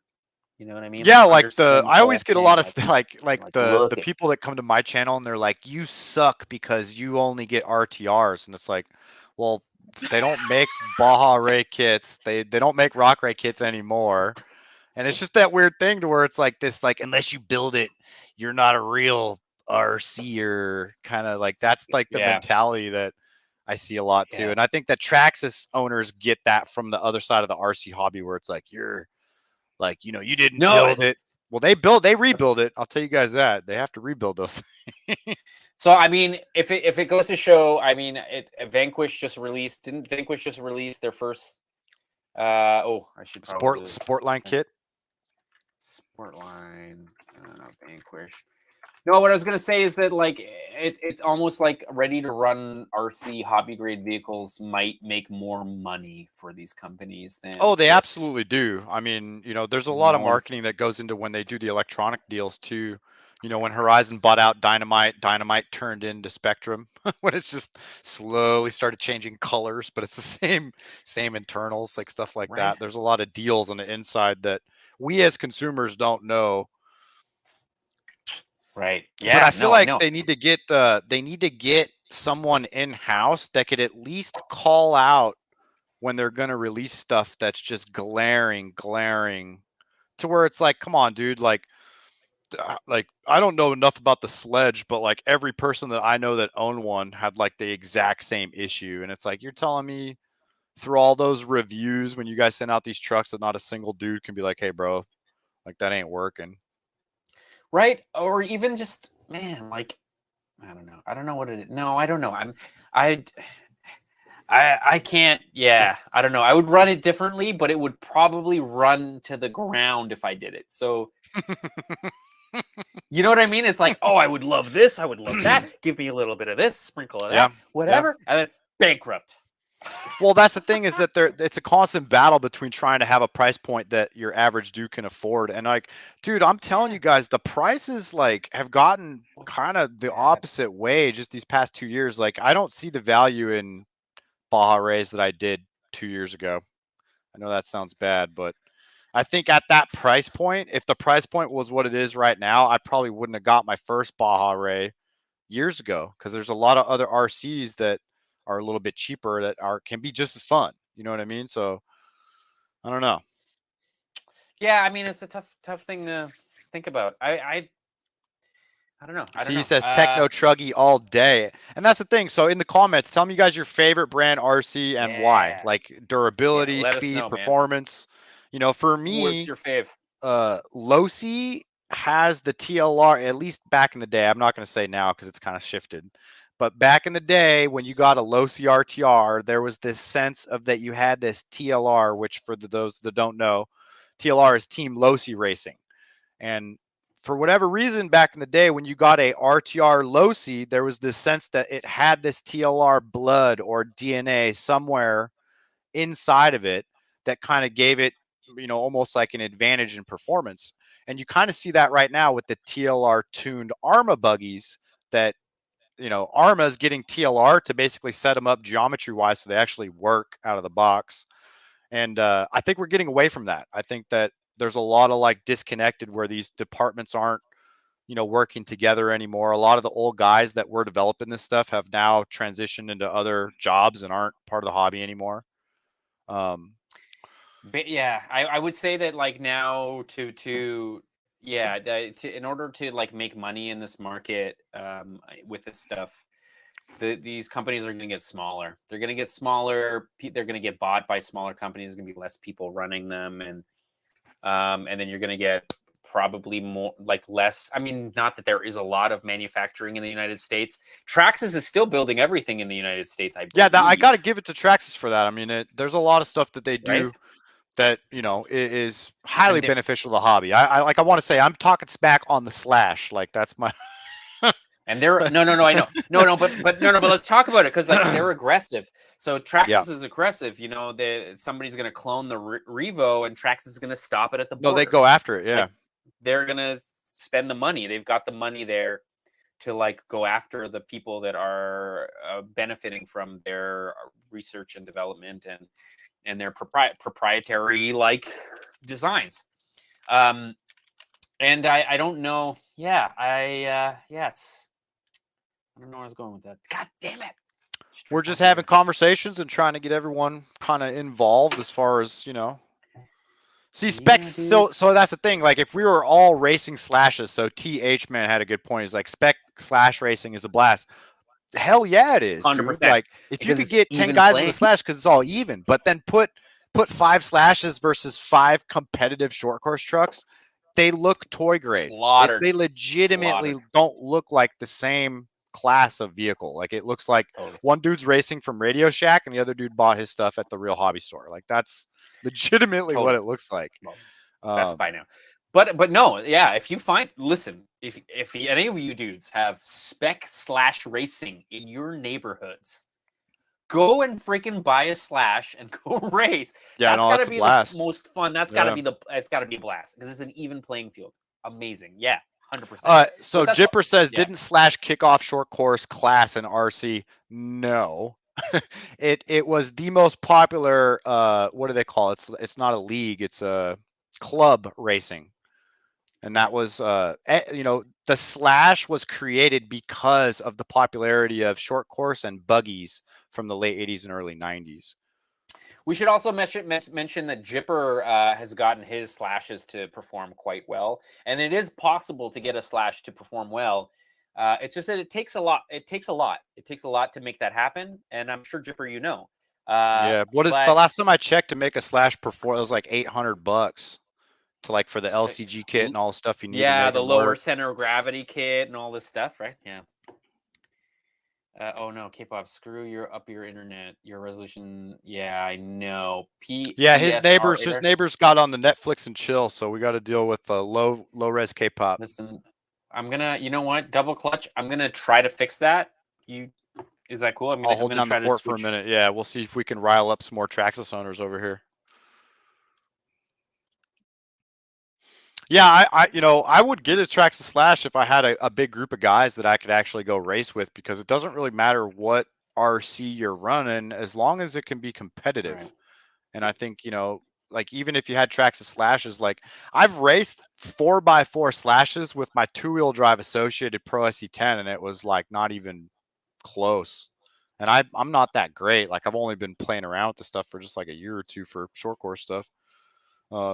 And then this guy says he's more into the low C for the great style. A lot of slash. And dude, there are very many slash owners that are super happy with their stuff. Like I should say that it's not a bad. Our resolution got better. Oh, okay. Oh, there it is. Okay, we're back. Okay, we're good. Sorry, dudes. I had to I quite literally switched networks. Monster Part says Associated. You know what? If you guys haven't checked this out, Associated's YouTube channel has a little documentary about the history of their racing, and it's like really interesting to watch. Awesome, cool. I'm into it. I'll watch it for sure. Sick, man. All right, that's cool, man. Damn. I mean, I don't know what else to like. I'm trying to think of what other RC companies are like at the forefront right now, in terms of like just releasing kits. Yeah, in the comments, do you guys, is there any models that you guys have seen recently that are kind of, on a new level of development? I know Associated is very active in developing the new geometry in the front end of their new B series buggies. And they've gone back and forth with the rear diffs and these different transmissions and low center of gravity stuff, and they are definitely adapting with their team drivers constantly. They just came out with a 13 millimeter bore shock. Go ahead. What company? What company were saying? Associated. Sorry to interrupt. Associated. So they just came out with a new B series buggy, and they just released the new shocks, which is going to be a shock upgrade package, which has 2 different pistons with different piston holes. And Spencer Rivkin is one of the Associated team drivers that's been pretty dominating lately. And he kind of talked about the viscosity difference versus the piston hole diameter, and how the pack changes, and how, there's a lot of performance increase in just having that bigger shock oil volume. And that's kind of stuff that fascinates me. Like, I'd love to get a set of those shocks and test them out and see what's going on. So, and specifically in the race side, I think Associated is definitely on the hunt for pro. And dude, in my opinion, the Pro 2 SE10 is the best performing RTR short course truck you can buy. Same as the buggy. Yeah, I love the stance. Ugh. All of my dune buggies are built off those. So awesome. I love that. Man, you can always tell when like they design the body to fit the chassis, Dude, it's legit. I mean, they are a 10-time Roar winning short course national champion with that unchanged geometry. So I mean, they're doing something right in there. It's Pro cool 4. looking, man. So the new B series buggies, they came out with like a gull wing arm, and the new arms have like a gull wing design. So it has like a kink, a bend, and then comes back down, and that changes the shock angle. So it puts the shock more in line with the tire, and kind of goes off of. It's a gull wing arm. So the new Associated buggies have like a gull wing dual stage arm compared to like my Pro SE10, which is just a flat arm. And it just creates a little different suspension geometry, kind of sets the nose. It's to hear the dudes talk about the stuff, I could sit there and just be fascinated by the race geometry for days on that stuff.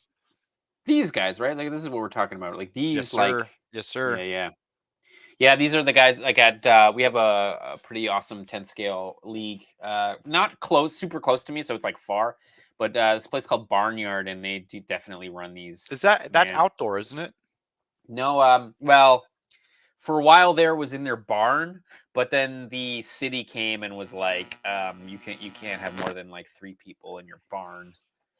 There's not enough bathroom access. It was dirt though, right? Wasn't that originally like packed and wetted dirt back in the day? Yeah, no, it's a beautiful track, and it was a lot of fun to come there in the winter. They do have an outdoor track as well in the summer, and they do 10 scale, and they used to do 5th scale, but not as much anymore. Yeah. But anyway, this is the class. This is the class that they. This is it right here. Anyway, it looks cool. Anyway, that's sick. Oh no, what have I done? Okay, there. Drinking more beer. And when you guys consider Associated, kind of came up with Element RC in an era of where, like, who the hell would think that you could be competitive with the SCX10 2 dominating RTR crawlers, and then Element's like, yeah, there's some room in there for us, and they're really good crawlers. I think a lot of the Axial like fans don't give them enough credit, but I was surprised when I got my first Element RTR. And they're owned by Associated, yeah? Yes, sir. No, wait. Yeah. Element RC. I'm trying to find just like images of them so I can pop it up. But I'm trying. Here we go. Oh yeah. We're working for you, boys. And then Jipper says he got a Sentin 4x4 now, and it's super fun, but not a racer type car at all. Yeah, that's the short course, like the smaller version of the Arma, right? The Sentin. I looked at one of those just for fun. And then DJ Certain still has SE kits. Yeah, see the 1/8 on-road kits. He's curious about checking the off-road stuff. Red Cat lowriders. Like, I'm not into lowrider stuff. I don't. Not yet. If they're pricey, so it's just the cost of entry is quite high. I would say that would be my only like. How many servos those things have? Like 5? No, it's not that bad. Actually, it's not that bad. Smack. It's just the front is on 2 and the rear is on 1, I think. So yeah. It's just an extra 3 servos. And then I got a buddy, man, who's like crazy into that, and he's like crazy high voltage servos. I like gave him one of my 10 amp BECs. He's running 10 amps BEC to run all those power servos, just so he can like bounce it super high. Do those dudes actually do competitions? Like, are they into it? Like little mini car shows? No, it's usually like drifters, right? So like, you know, you go to the drift track, right? And everyone's drifting. They got a homie the guy's out. like, yeah, and the guy's like, let me grab it. And then go they get my start lowrider real and quick. Guys Hold are on. Like drifting. Trying to do the hoonigan smashing, right? It's happened. It's great. It's freaking great. Those dudes are great. Like, I got to go hang out with those guys more. One guy made a semi-truck trailer that was high enough to fit the drift cars. So the semi truck, is like the semi truck is drifting, and then there's cars drifting under between the semi wheels. The coolest. I don't know. There's some turning cool me stuff on, bro. Turning me on. There's some cool stuff happening in the drift scene. It's cleaner. Yeah, it's a good community. A lot of my airsoft buddies, once airsoft kind of dried up, kind of picked up RC drifting, and they all go to the drift, and they're all, dude, these guys had all their airsoft stuff decked out like RC. They got fresh bodies, fresh rims. Like, check out my new stance, check out the offset. It's cool. It's like little mini car shows. You know what I mean? Yeah. And then, this is funny. Chuck is like, Red Cat is hit and miss and almost no part support. Yeah, there's some weirdness I feel with Red Cat a little bit. I don't know. I reached out to them to do a pre-runner build on one of their crawlers, and they just seemed kind of aloof. Maybe a vocabulary or a language barrier. I would think. Yeah, maybe. Interesting. He says stupid money in drifting. I agree with that. I've been looking at these MSTRTRs, and every time I want to pull the trigger, I feel like that the real drift guys or the real RC drift community is gonna like give me some kind of static because I went RTR, and then I price up a Yokomo, and I'm like, oh man. Well, no, I mean, okay, so the I would say the D5 MR kit is the cheapest entry, and I would never go with a 700 Yokomo as your first chassis. But D5 would not be stupid, you would say? No, it's competitive, but you would need to get somebody to set it up for you. I know, that's the thing. Now, what if I'm just gonna be like drifting in my garage by myself? Then you're gonna be spinning out, and you're gonna get really frustrated really fast. Yeah. You would have to find somebody who's like, okay, this is the setup. Well, you could send them to there's a dude in Canada. God, I feel bad. Nezo is Afro RC. Okay, yeah. You could send your car. I know. I don't know that community, but you could send me the car. I'll get Nezo to look at it, and then all right, we can work something out. That's all right. We got a guy. I got a guy. Yeah. You got a guy. I don't know that, or I'll send you. I don't know. I'm gonna send you mine. So this guy's saying he wants to rip his OG Baja, but there's already too much snow in Alberta. Fellow Canadian A. I heard you got your first snow.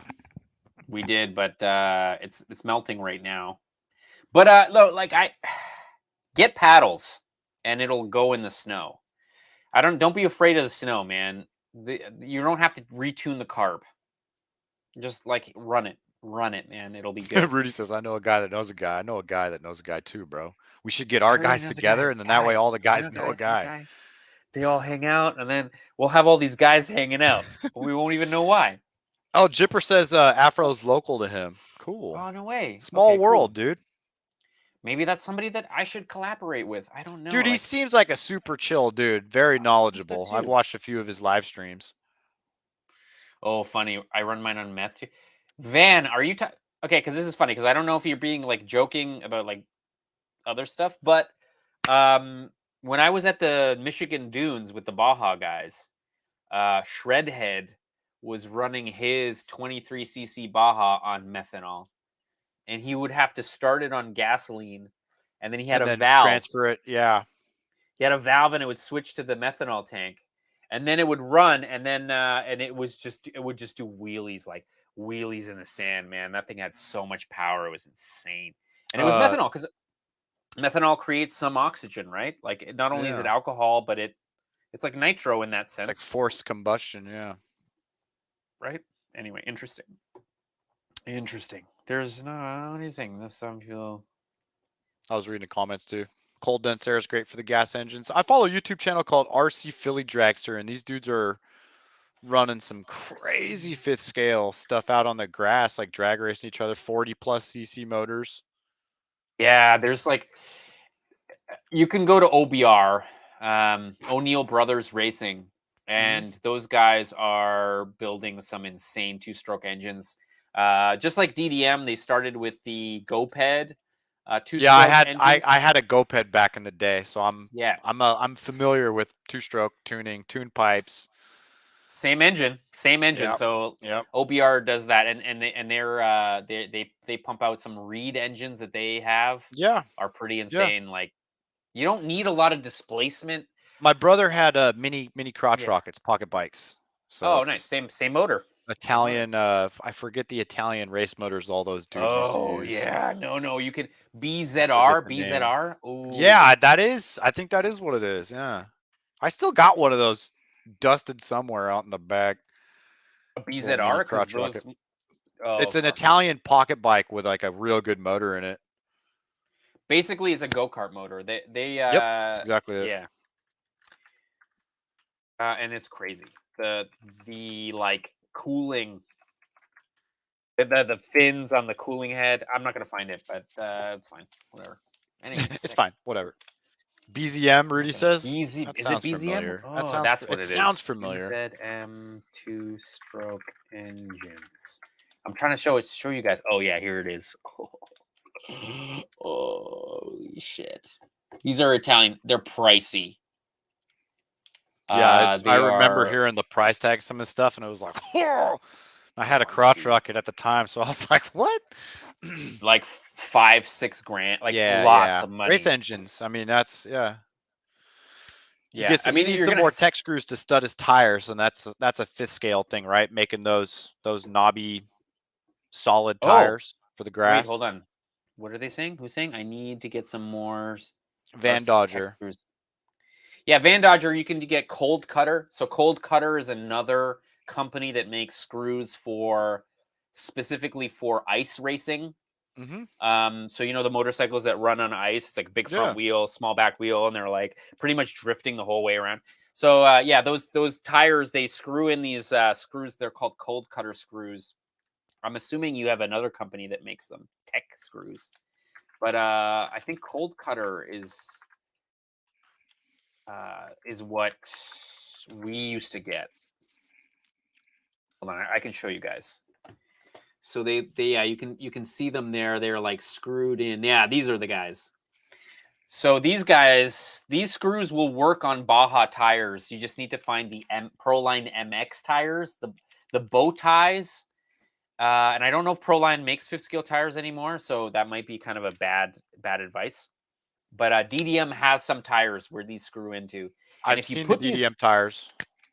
Dude, they look good. Like if you burn these out on concrete or asphalt, it sparks. It's like straight up sparks.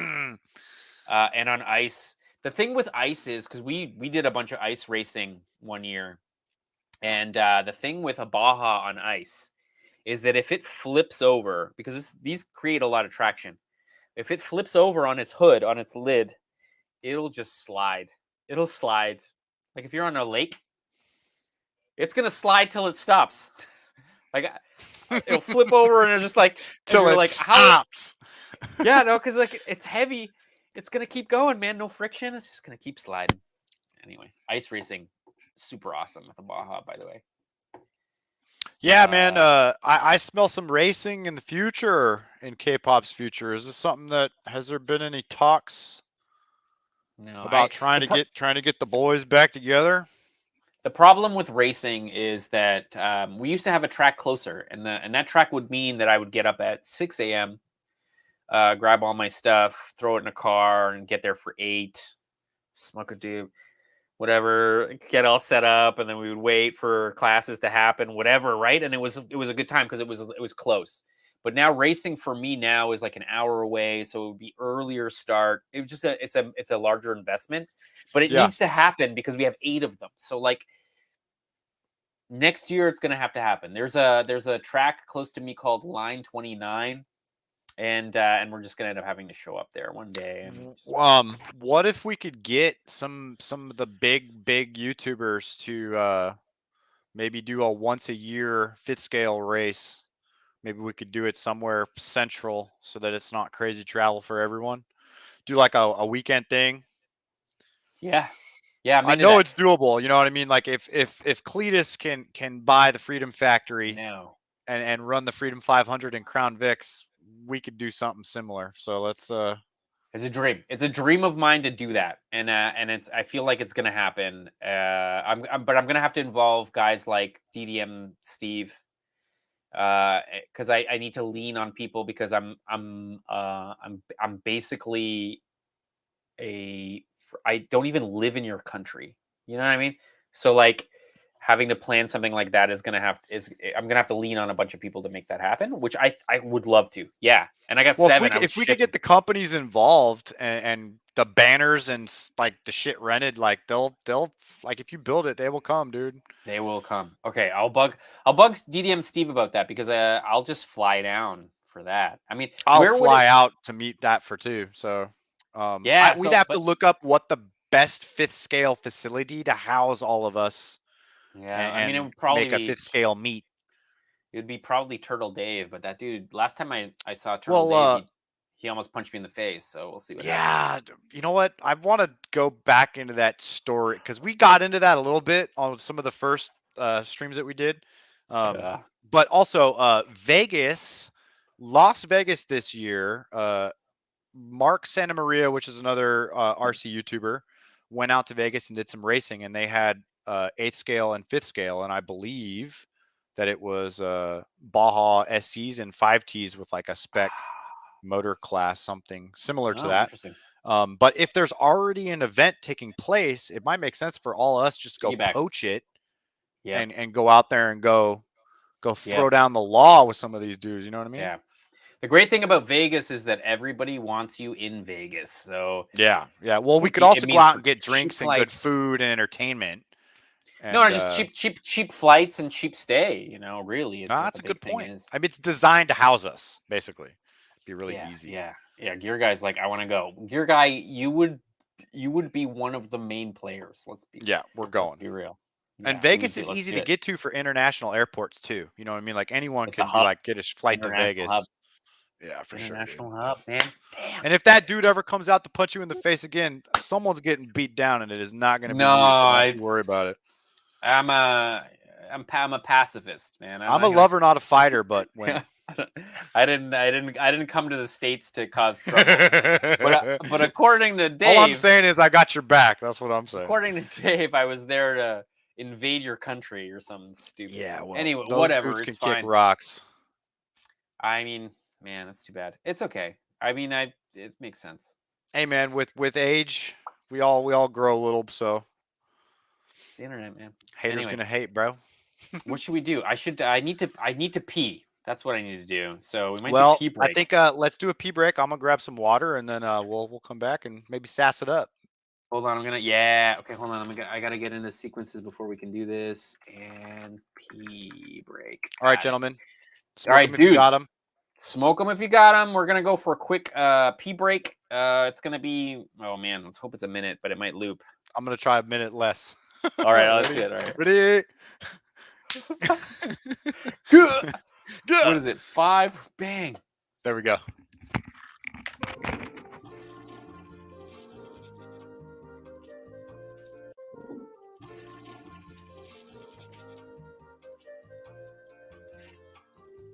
Talk amongst yourselves.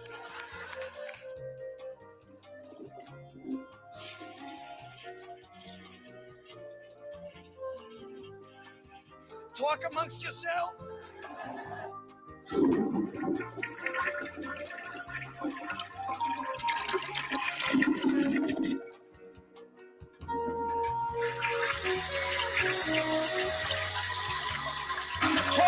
yourselves.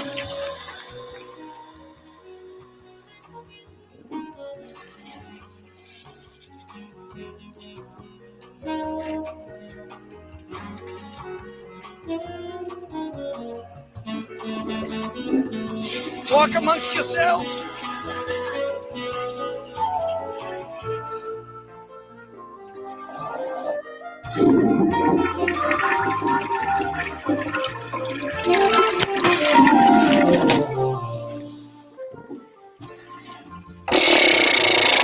All right. Oof. No. Yes. We're good. All right. Man, you dudes ever freaking flush the toilet before you finish peeing by accident, and then you feel like a dummy, just standing there continuing to pee while the toilet empties out, and then you're like, am I gonna have to flush again? Am I gonna have to flush again? Strippers. All right. Yes, it was. I don't even know. I don't even remember. Pee break. Of course it is. I'm gonna make my own theme park with blackjack and hookers. I mean, that sounds like a pretty awesome. I kind of feel like that is Las Vegas. So fast. Was that fast? I don't know. I flushed early. Fake pee. There was no fake peeing there. Trust guy. Okay, wait. Back. I think. What? There he is. We back. Get a little refill action. Van Dodger saying he's working on his 5T with his 8-month-old daughter while I have you guys in the background. Sick, dude. That's awesome, man. Start him young, bro. Start him young. Van Dodger, mechanical training. Wouldn't you say so, K-pop? Yeah. Also, Van Dodger, what power plant are you throwing in there? Let us know, man. The thing with the 5Ts is you want a massive expansion chamber. You want as much torque. You want as much power through those 4 wheels as you possibly can. Man, it's different than the Baja. It's different than the Baja. It's a Baja lot is more about like just too much. There's a point where it's too much. But with those low, well, you could kind of I used to hear guys talking about detuning Bajas. They would actually work better. We run 5T cans, so there's no expansion chamber. There's no echo back. So like with the expansion chamber pipes, you dudes can see there. So you see the expansion chamber there. What that does is it actually creates a shockwave that shockwaves back, and it creates a valve. It's basically its valve. So yeah, what ends up happening is it stops unburnt fuel and gas from coming out of the exhaust port before the next compression stroke. What size exhaust you got on your Subi? Oh, it's big. It's a 3-inch exhaust all the way from turbo, no cat. Now, would you say that was a performance increase or a decrease? Increase because turbos hate back pressure. Okay, all right. If it's a turbo, it's breathing, but it's a bad analogy, I should have said. But usually, if the car doesn't have enough power and you go up in exhaust size, it's usually a decrease. Yeah, it is. Yeah, you lose power. Yeah, with turbos, it's like open it as much as possible so the turbo can just like whatever breathe. Because the turbo creates and the turbo creates its own back pressure.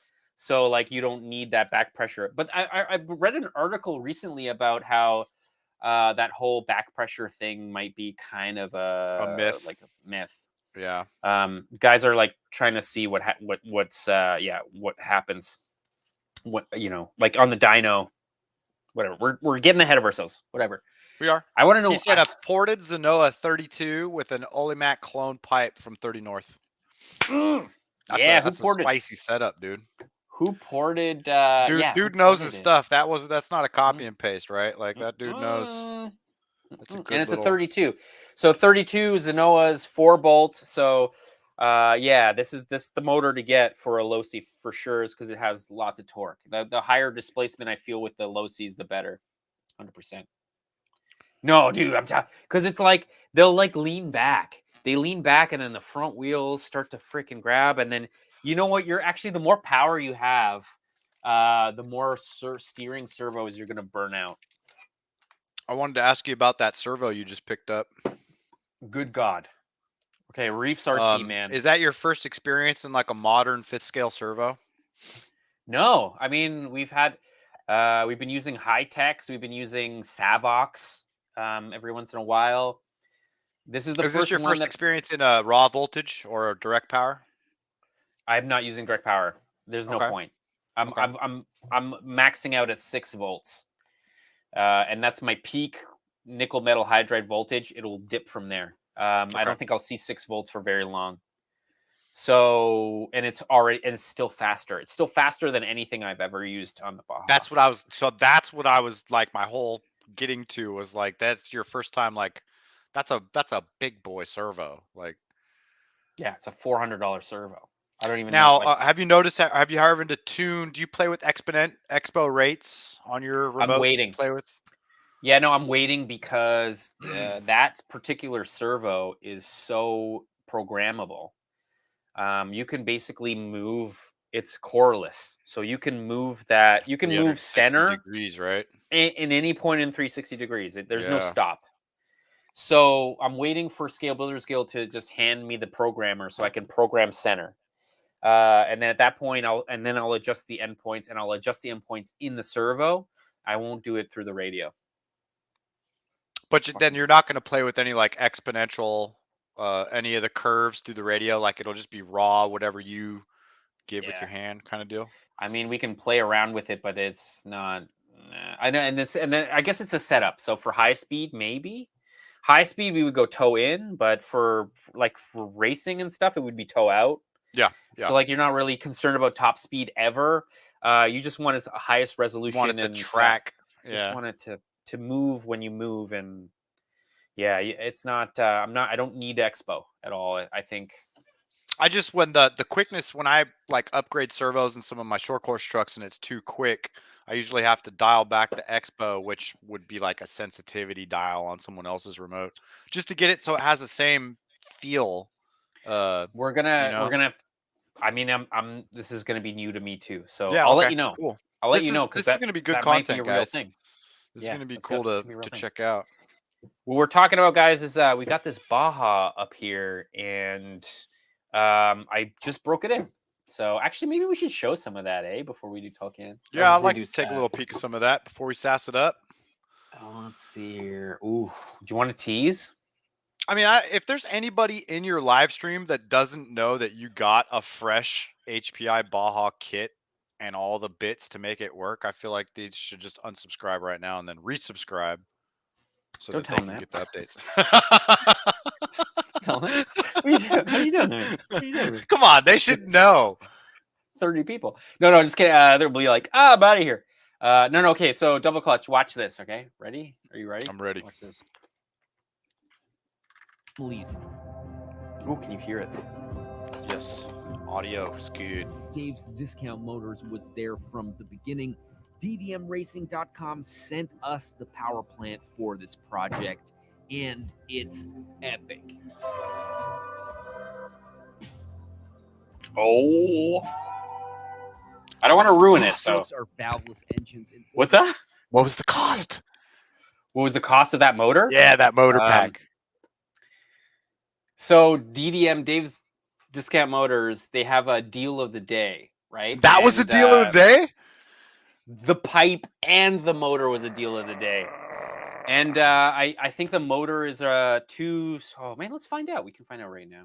That'd be cool. I'm interested. I'm actually in the market, so if you guys haven't picked up on this, but I've been bugging K-pop about wanting to get a Baja for a good year now. And then lo and behold, they come out with the re-release. So I've been eyeballing motors. I've been trying to figure out if I get an electric one, am I going to be out there with like Scale Builders Guild by myself? Like me and him are the only dudes with electric ones. Like, all right, ready? Or do I get gas and join the real men? Only because it's going to be, I don't know if it's going to be around that long. Yeah. I don't know. I'm like, yeah, I understand where electrics fit. Right? Like no, bro. If we get into any kind of racing, it's not going to be electric with the 5B. I can guarantee you. The people that are going to dust these things off are all gas dudes. You know it. Yeah. Look at that. So it's $299. Yeah, but not on sale. Bills. Not on sale. So when it was on sale, I think it was $50 cheaper. Wow, that's a good deal, man. $249.99, I think, is what it was. And then the pipe, like, to be fair, unless you're wanting to wheelie and sand, which I know you want, Brian. But I want a tuned pipe. Get a tuned pipe then. Damn. Yeah. The one that I wanted was the Lunatic Rabbit, but Those don't are make it real hard to anymore. find. Yeah, they're hard to find, right? Those were all Awesome. handmade.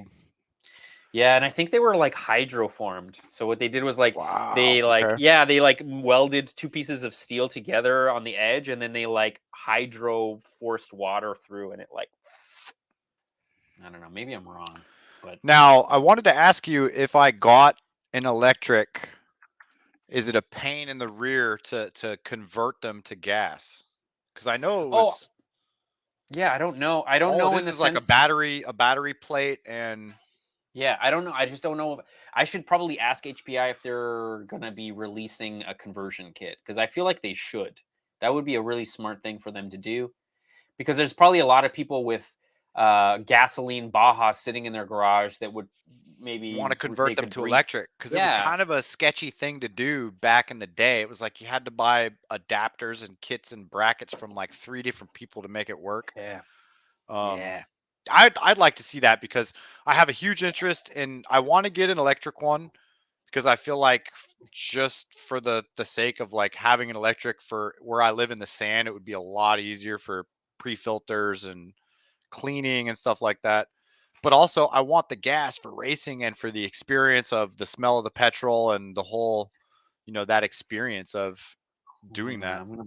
I'll bring it. Let me see if we can. Oh, okay, so here's the servo that we were talking about. By the oh wait, hold on. I have to hold on. Give me a second. Give me a second. Yep. I need to because I need to So present. if you guys didn't the notice, screen. K-pop got a giant Reefs Black Series 5th scale servo right there, the Beast 1000. Yeah, And they have a legit. 2000. What? I mean, do you even need dude. that? No, I mean for low-seas you do. There's not. Yeah, okay. I was gonna say there's not a lot of weight on the front end of the 5B. For a 5T, I could see. I would say that this is already overkill for a 5B, but for a 5T, you wouldn't burn this one out. And if you got the Beast 2000, you wouldn't burn it out, and it would be incredibly fast. Yeah, and I think the voltage, the operating voltage of the 2000 is like 30 volts. So you could put a 4S through that battery, through that servo. Yeah, good lord. Beast. I mean, legit beast. I have not dabbled with Reese Servo yet, and I really need to.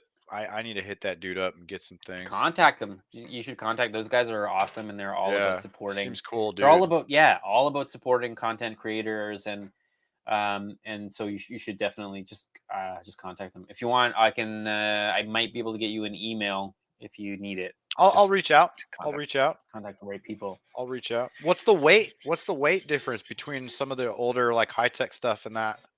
Double. This is like double the weight. It's a heavy, complete, complete CNC case though. Yeah. So you're not going to get any weird play. Like your bearings are going to wear out, but it's not going to be the housing that wears out. The high tech servos were notorious for the plastic top cover. Of the shredding servo off wearing out. Yeah. And the bearing would be what was wobbling around. Yeah, I totally. And then some guys came out with CNC top plates for them, or top, oh wait, here you can see how fast they are. Hold on. Oh man, you can see. Wait, hold on. I'm trying. Do you know if you could dye those wheel rings? Are those dyeable? I could, but I'm going to tell you right now, Double Clutch. You take those stock beadlocks, throw them in the trash, and just straight up throw them in the garbage. How did I know you're going to say that?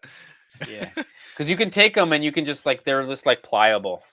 And then if you go to DDM actually has his own beadlocks that he made, and they're you can't even twist them, and they're not even that expensive. It's just that's a no-brainer, especially if you're electric.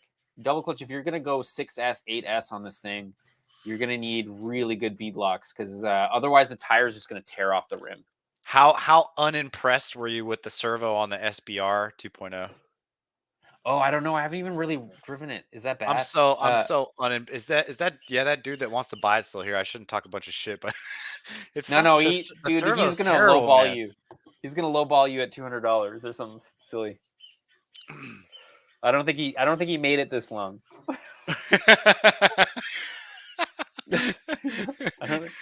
So you're good. You're good.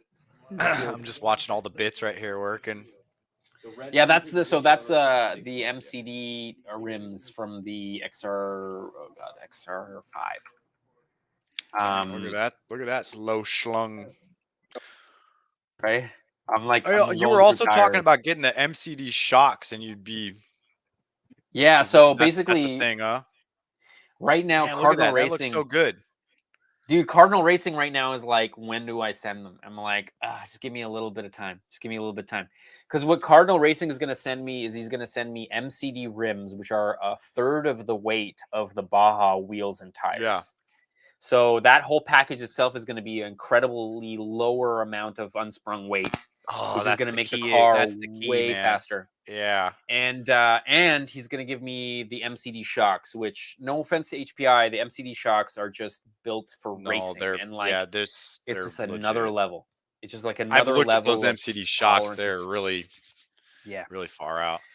So what we're going to do, I think, with Cardinal Racing, hopefully if he's cool with it, is like to create a racing package for the 5B. So like, oh, you want to win your race class with the 5B? Then you need these tires and you need these shocks. And it's just going to be like the winning package. That'd be a cool kit, yeah. Great job on that paint scheme, dude. Oh, thanks a lot, man. I was going for the Optima. I was trying to do like an homage to Akira, the original designer of the Baja. This is very much a Kyosho Optima color scheme. Yep. Yeah, for sure. Let's see. How does Cardinal Racing Horman H compare to a Baja? GG Apothecary. So the Horman buggy is a 100% handmade, aluminum machined, 2-wheel drive, 2-stroke, 5th scale buggy. And the reason I'm going to say that it's much, much better than the Baja is because they make 10 of them a year. You know, they make like 20 kits and it's like one guy and he's like machining these things all on his own. So I think there's just like a different level. I would say that the Horman is a very boutique. It's a very boutique RC company. They're making a very like high quality, very expensive product. And I highly doubt you're going to find that a lot of those chassis racing alongside the Bajas. So I don't know. Yes, if you were going to race a Horman against a Baja 5B, the Horman's going to win. But you're likely never going to run into a Horman. And if you get enough Baja guys together, they'll tell you can't run it. And that's what sucks. Yeah, right. Like, that's another thing. It's like if you're doing it for racing, it's all about the racing class. And it's like what guys are racing. And then that makes it more fun. But if you want to just go to a field and just rip these things hard, get a pipe, get the 32. Remember when we were talking about the soullessness of product? I feel like that Horman buggy would have like ultra soul, handmade. Yeah, it's like I can feel that it was a German like machinist that made it. Like it's like a watch. You know what I mean? Like it's like a freaking like a watch. Like a. You guys know what I'm talking about too. Like if you get into like, I don't want to talk smack about a car manufacturer, but like one car manufacturer, then you get into like a nice BMW and close the door. There's clearly a difference. Oh my God. In the manufacturing, you know what I'm saying? I know. That's what I always try to explain to people who are like super domestic, like the ideology is like, no, it's like American or it's not. And then I'm like, have you like raised the windows on a C7? Like, have you like sat in a Corvette and just looked at the Cavalier buttons? I'm like, did you know? Legit. It's true. It's like I'm not buying a race car to have Cavalier buttons. Anyway, whatever. It's just that's the kind of shit that just angers me. Yeah, at least with the BMW. No, but to be fair, there's your disconnect. There's your disconnect. Who's the guy who built those buttons? Fire that guy. Get him out of here. Right? Yeah, no. Like it was just some engineer that was like, how can we make this cheaper? How can we build this cheaper? And then the Germans are like.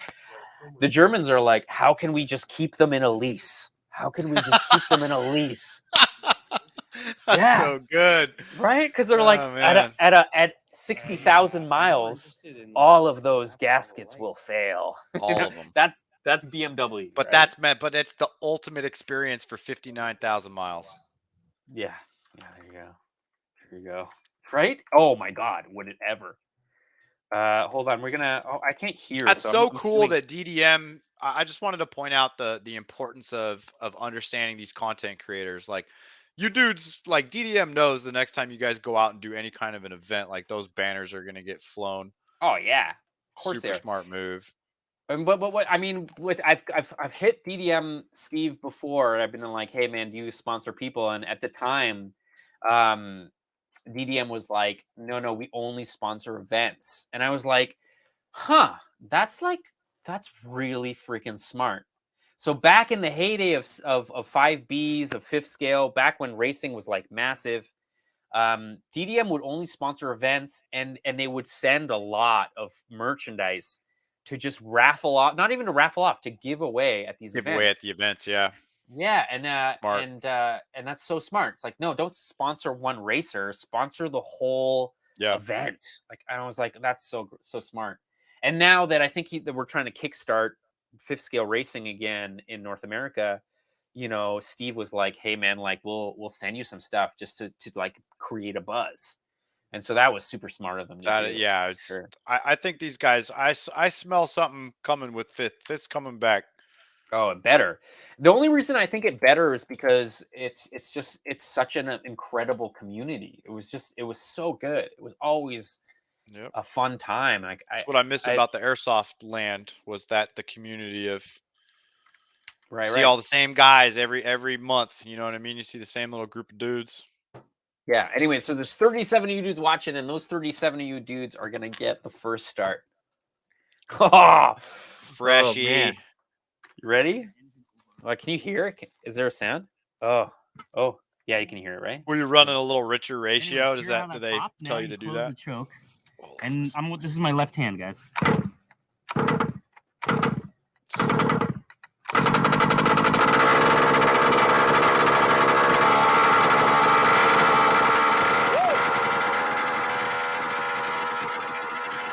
I mean, it's a bit anticlimactic. Let's look at like. Okay, this is slow-mo, so this is no audio because when I shoot 180 frames per second at 23, it doesn't. But I'll add sound to this later. But you can see it's slow-mo, and it's so sick.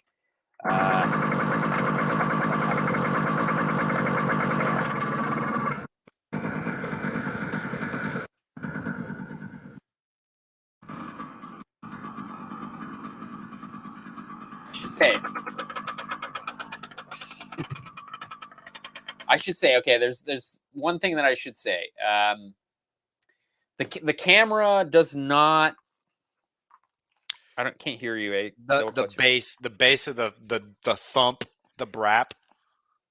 It's not there. So the cameras stop. The camera audio stops at a peak. The waveforms flatten out, and it no longer creates any more amplitude.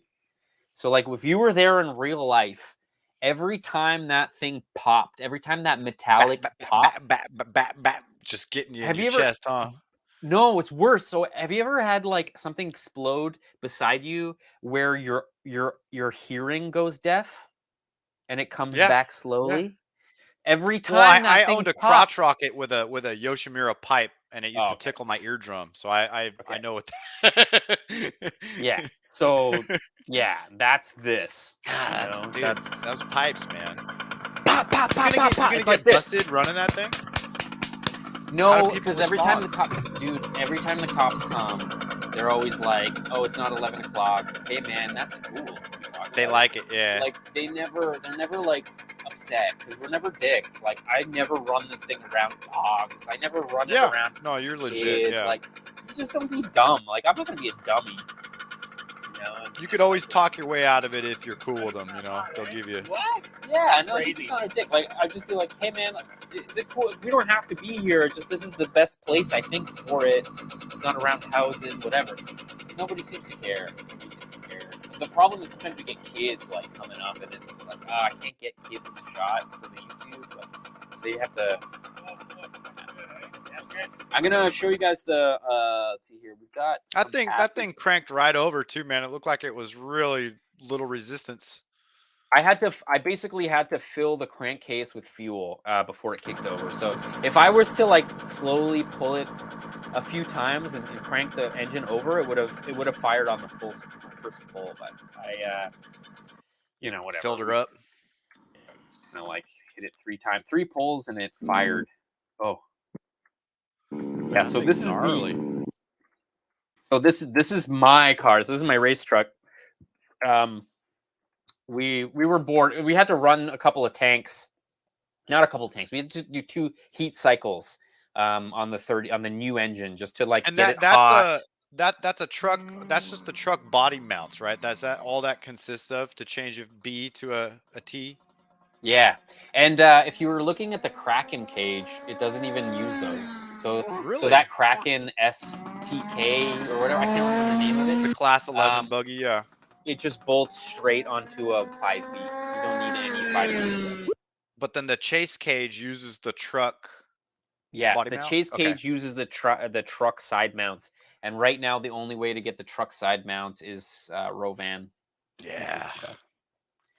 That's my favorite one, by the way. Your team chase cage one. Yeah. Like that's dope. It's my style.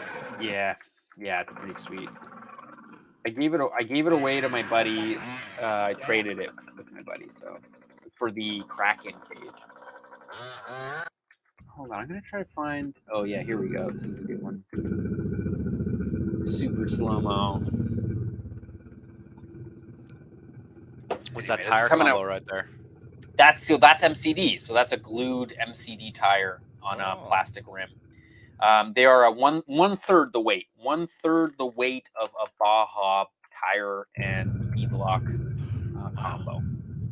So I would highly recommend, if you want to be competitive with this class, I would ditch the Baja rim tire beadlock combo, and I would go with strictly MCD rims and tires. 100%. And they might actually even have they might even have more options for like stickiness and stuff. The compound, yeah. This thing was such a cool fast. It's so fast. It's just fast because it's so large. Like when it runs by you, you get that you sense know. of Oh, hold on, stuff's going down. Yeah, like that's fast. It's sketchy, bro. And I'm like sketchy. So close. Yeah, it's bad. It's rough. Whatever. Scale Builders Guild and I are gonna hit it, and we're gonna like, we're gonna do a whole bunch of stuff. We're gonna try to echo a whole bunch of shots. So we're gonna do gas versus electric. We're gonna do like takeoff slow mos with gas and electric, same shot. Do a whole bunch of stuff. We're gonna do drone, drag race. That's all happening. There's a whole bunch of stuff that's happening. So, the 39 of you dudes watching, none of you guys are subscribed. And better subscribe, yo. And if you're not subscribed to Double Clutch, good Lord, go subscribe to Double Clutch, man. Yeah, a lot of subscribers have been like reaching out, like, bro, why aren't you doing this and why aren't you doing that? And it's like, I got a bunch of big projects planned, but I hit the cusp of like, do I want to have the freshest models? Do I want to start doing unboxing? Do I want to start doing reviews? And the answer is no. I got some real big projects planned for the RC side, and as well as some real vehicle stuff planned. But also life kind of gets you. It's like I had to put in a crazy retaining wall in the backyard, which cost like way more money than I thought it was going to. Then the hot water heater took a dump. Then the car needed some stuff, and then the cat got sick.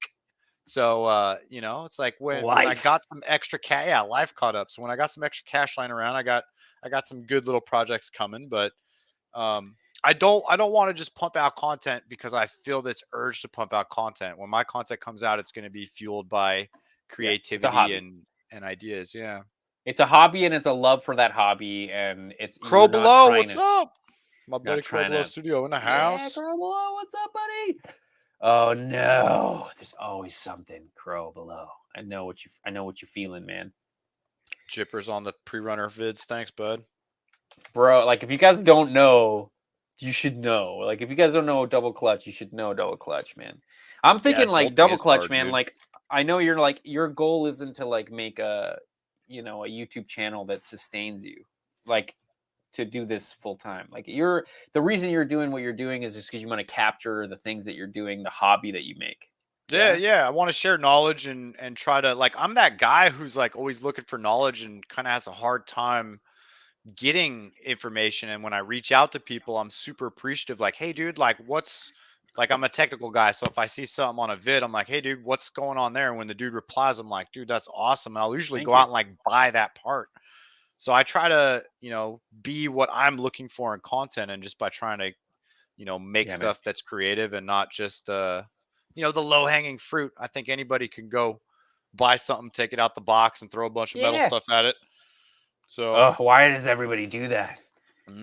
that's right. Oh, See, you don't I understand. came to a corner where it was like, do I start like coming up with stuff to come up with stuff, or do I take a step back? Nah, don't do that. Take a step back, man. Yes, But sir.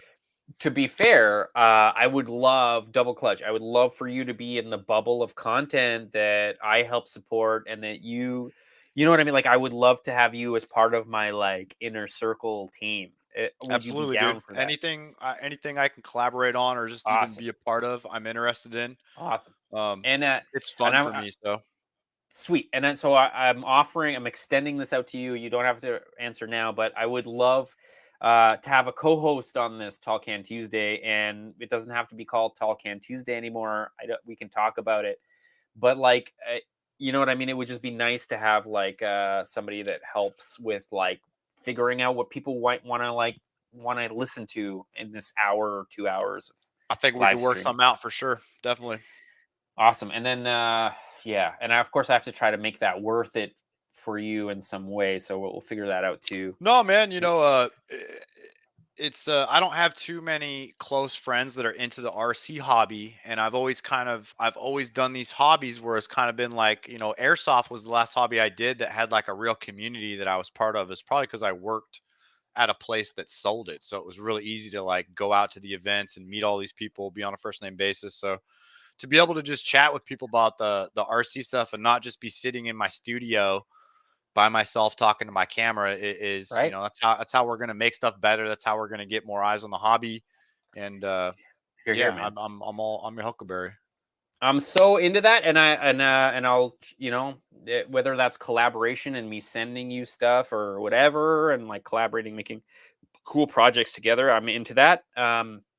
Obviously equally, so that like I can help raise your channel up and your social media up in a way that makes sense for you. And Yeah, I don't know, we'll figure it out. We'll talk about that offline. I'm more interested in just the knowledge of transfer and creating content that we can go Yeah. back and look at in a few years and not have it just blow into the dust, blow into the Yeah. wind. So Let's start I'm a your movement. huckleberry.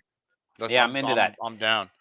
So Okay, here we go. Wait, hold on. Steven Smith, real question. How do I double clutch an HPI Baja 5B? I was gonna go that next, but yeah. Go subscribe to my channel, and in about 2 months, you're gonna see the full force of double clutch productions behind my own Baja 5B. So stay tuned.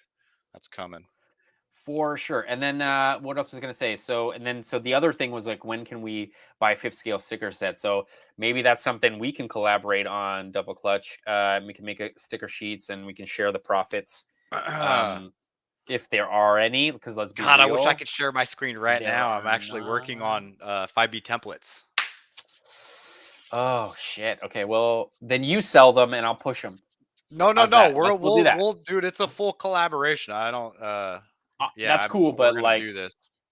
We'll figure it out because like I don't want to. Yeah, there's Fox City RC. So that's the dude that started the templates for the 5B. I'm getting John from Fox City RC. He's gonna get a 5B, and I'm gonna get him to come out. We're gonna go race these things probably at the A-Main Hobbies in Sacramento 5th scale outdoor track.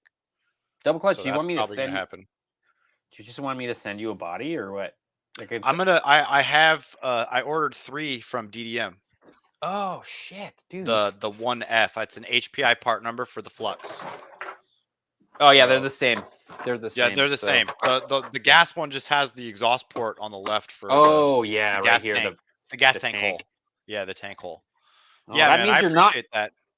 That means you're not getting a gas one. That's what that means. Okay, so that's why I talked about the conversion earlier, because I'm probably going to get a Flux one and then convert to get gas. a Flux one. No, get a Flux one. Most def. Get a Flux one because that smells like gasoline. Yeah, so I created a template. I created a body template that is a 3-dimensional overlay that potentially would be a full body wrap, and then what I'll do is design logos based on. I have to scale it and make the sizes right, but Yeah, I got a template that I will send to you very soon that you'll be able to hopefully get onto your plotter. So Just double gotta clutch. size it. Also, I can also scan the sticker sheets. Yes, if you sir. want. Yes. Only so that you can see what HP, like, because then you The would size get the of their sizing. graphics. Yeah. So that's kind of what I based it on off was like the outside sheet of the cut, like the outer diameter cut. Sick. All right, let's see here. LGRC, new have you YouTubers and subscriptions? Oh, awesome. Yes, dude, man, awesome. I mean, maybe don't. Oh God, Nitro. I mean, unless you have a lot of experience with Nitro, hit it up. But like, if you're new to Nitro, it's going to be a frustrating mess. Anyway, I'm going to kill it, man. Double clutch, we should kill it. I'm not going to do scale the SAS only because there's only 5 people. Well, let's do this. Under... So on Instagram and social media, if you guys use the hashtag scale as shiitake, you guys can look it up. But it's scale as you can SAS. say shit. It's fine. You guys can go look up K-pop and he'll use that tag in a lot of his stuff, and then you can use that for your next post. But what I'd like to see is next week for you guys, any of your custom builds, including Crow Below Customs. Oh, let's get man, some SAS. Let's get some SAS hashtags out there and see if we can feature some of that stuff on the next build. Yeah. So. And also, like, if you use that hashtag, I'm using that hashtag and echoing in my reel. So if you post something super cool with the hashtag scale is shit, and I see it on Instagram, I will make it a reel and I'll push people to your Instagram account. Excellent. If I can. So that's my goal anyway. Huge. So that's double clutch, man. That's your guys' homework. Let's see some scale as shiitake posts next week. Let's see some sick builds. Let's see some sick photography. Just look in the background. Make sure your basketball shoes aren't like you're not taking a picture in your living room and it's like carpet and a dog. Like, just think about the photo. Make it nice. I'm not going to shout it out. I'm not going to shout it out if your dirty laundry is beside your step up your game is what he's saying. You know what I mean? Like, make it look cool. Like, the reason we make small models is because we want to make them look real. Like, let's take some photos. Take some time. But anyway, double clutch, man. Coffee in Sweden. All right, we're out. Let's get out of here.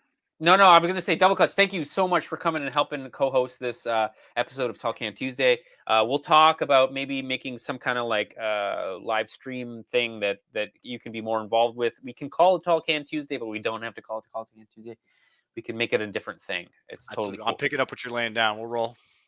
Yeah, because I just don't want it to be only my thing. Like, I don't want you to piggyback. I'd rather it be like part of you, and maybe we can even co-host it. So maybe one week we do it on my channel, next week we do it on your channel. Maybe we flip-flop it that way, and we can bring people. Your Huckleberry. Sounds good. Huge, awesome, cool, man. All right, so I'm gonna say bye to you, man. Thanks a lot for coming and hanging out, spending your time with us here on K-Pop RC. Cheers to beers, bro. Yeah, awesome chatting. Cheers. Awesome. Peace, having gents. a good time. Thank you guys for watching. See ya. All right, wicked. Thanks a lot, guys, for coming and hanging out on Tall Can Tuesday. Let's get that logo loop up and running. We didn't do SAS. Oh man, why isn't this even playing?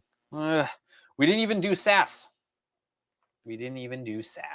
And I apologize for that, but there weren't a lot of SAS comments happening this week, so we'll just wait till next week and we'll hit them out. But thanks a lot, dudes, for coming out and watching us for this long. It was like a 3-hour live stream. It's been huge. We've got cool stuff coming from the RS200 project to the Baja 5B and also the Mayhem build, which we got to get Nitro running up again. And it's going to be colder weather. Colder air means denser air, which means more Nitro power. So let's hope the snow stays away at least till January and we can get a couple of runs on this thing. But cheers to beers, guys. If you guys aren't following Double Clutch Productions on YouTube or on Instagram, definitely go find him. I will add his links in the description after this live stream. Cheers to beers, bros. Have a good one, and we'll see you next week. Boom.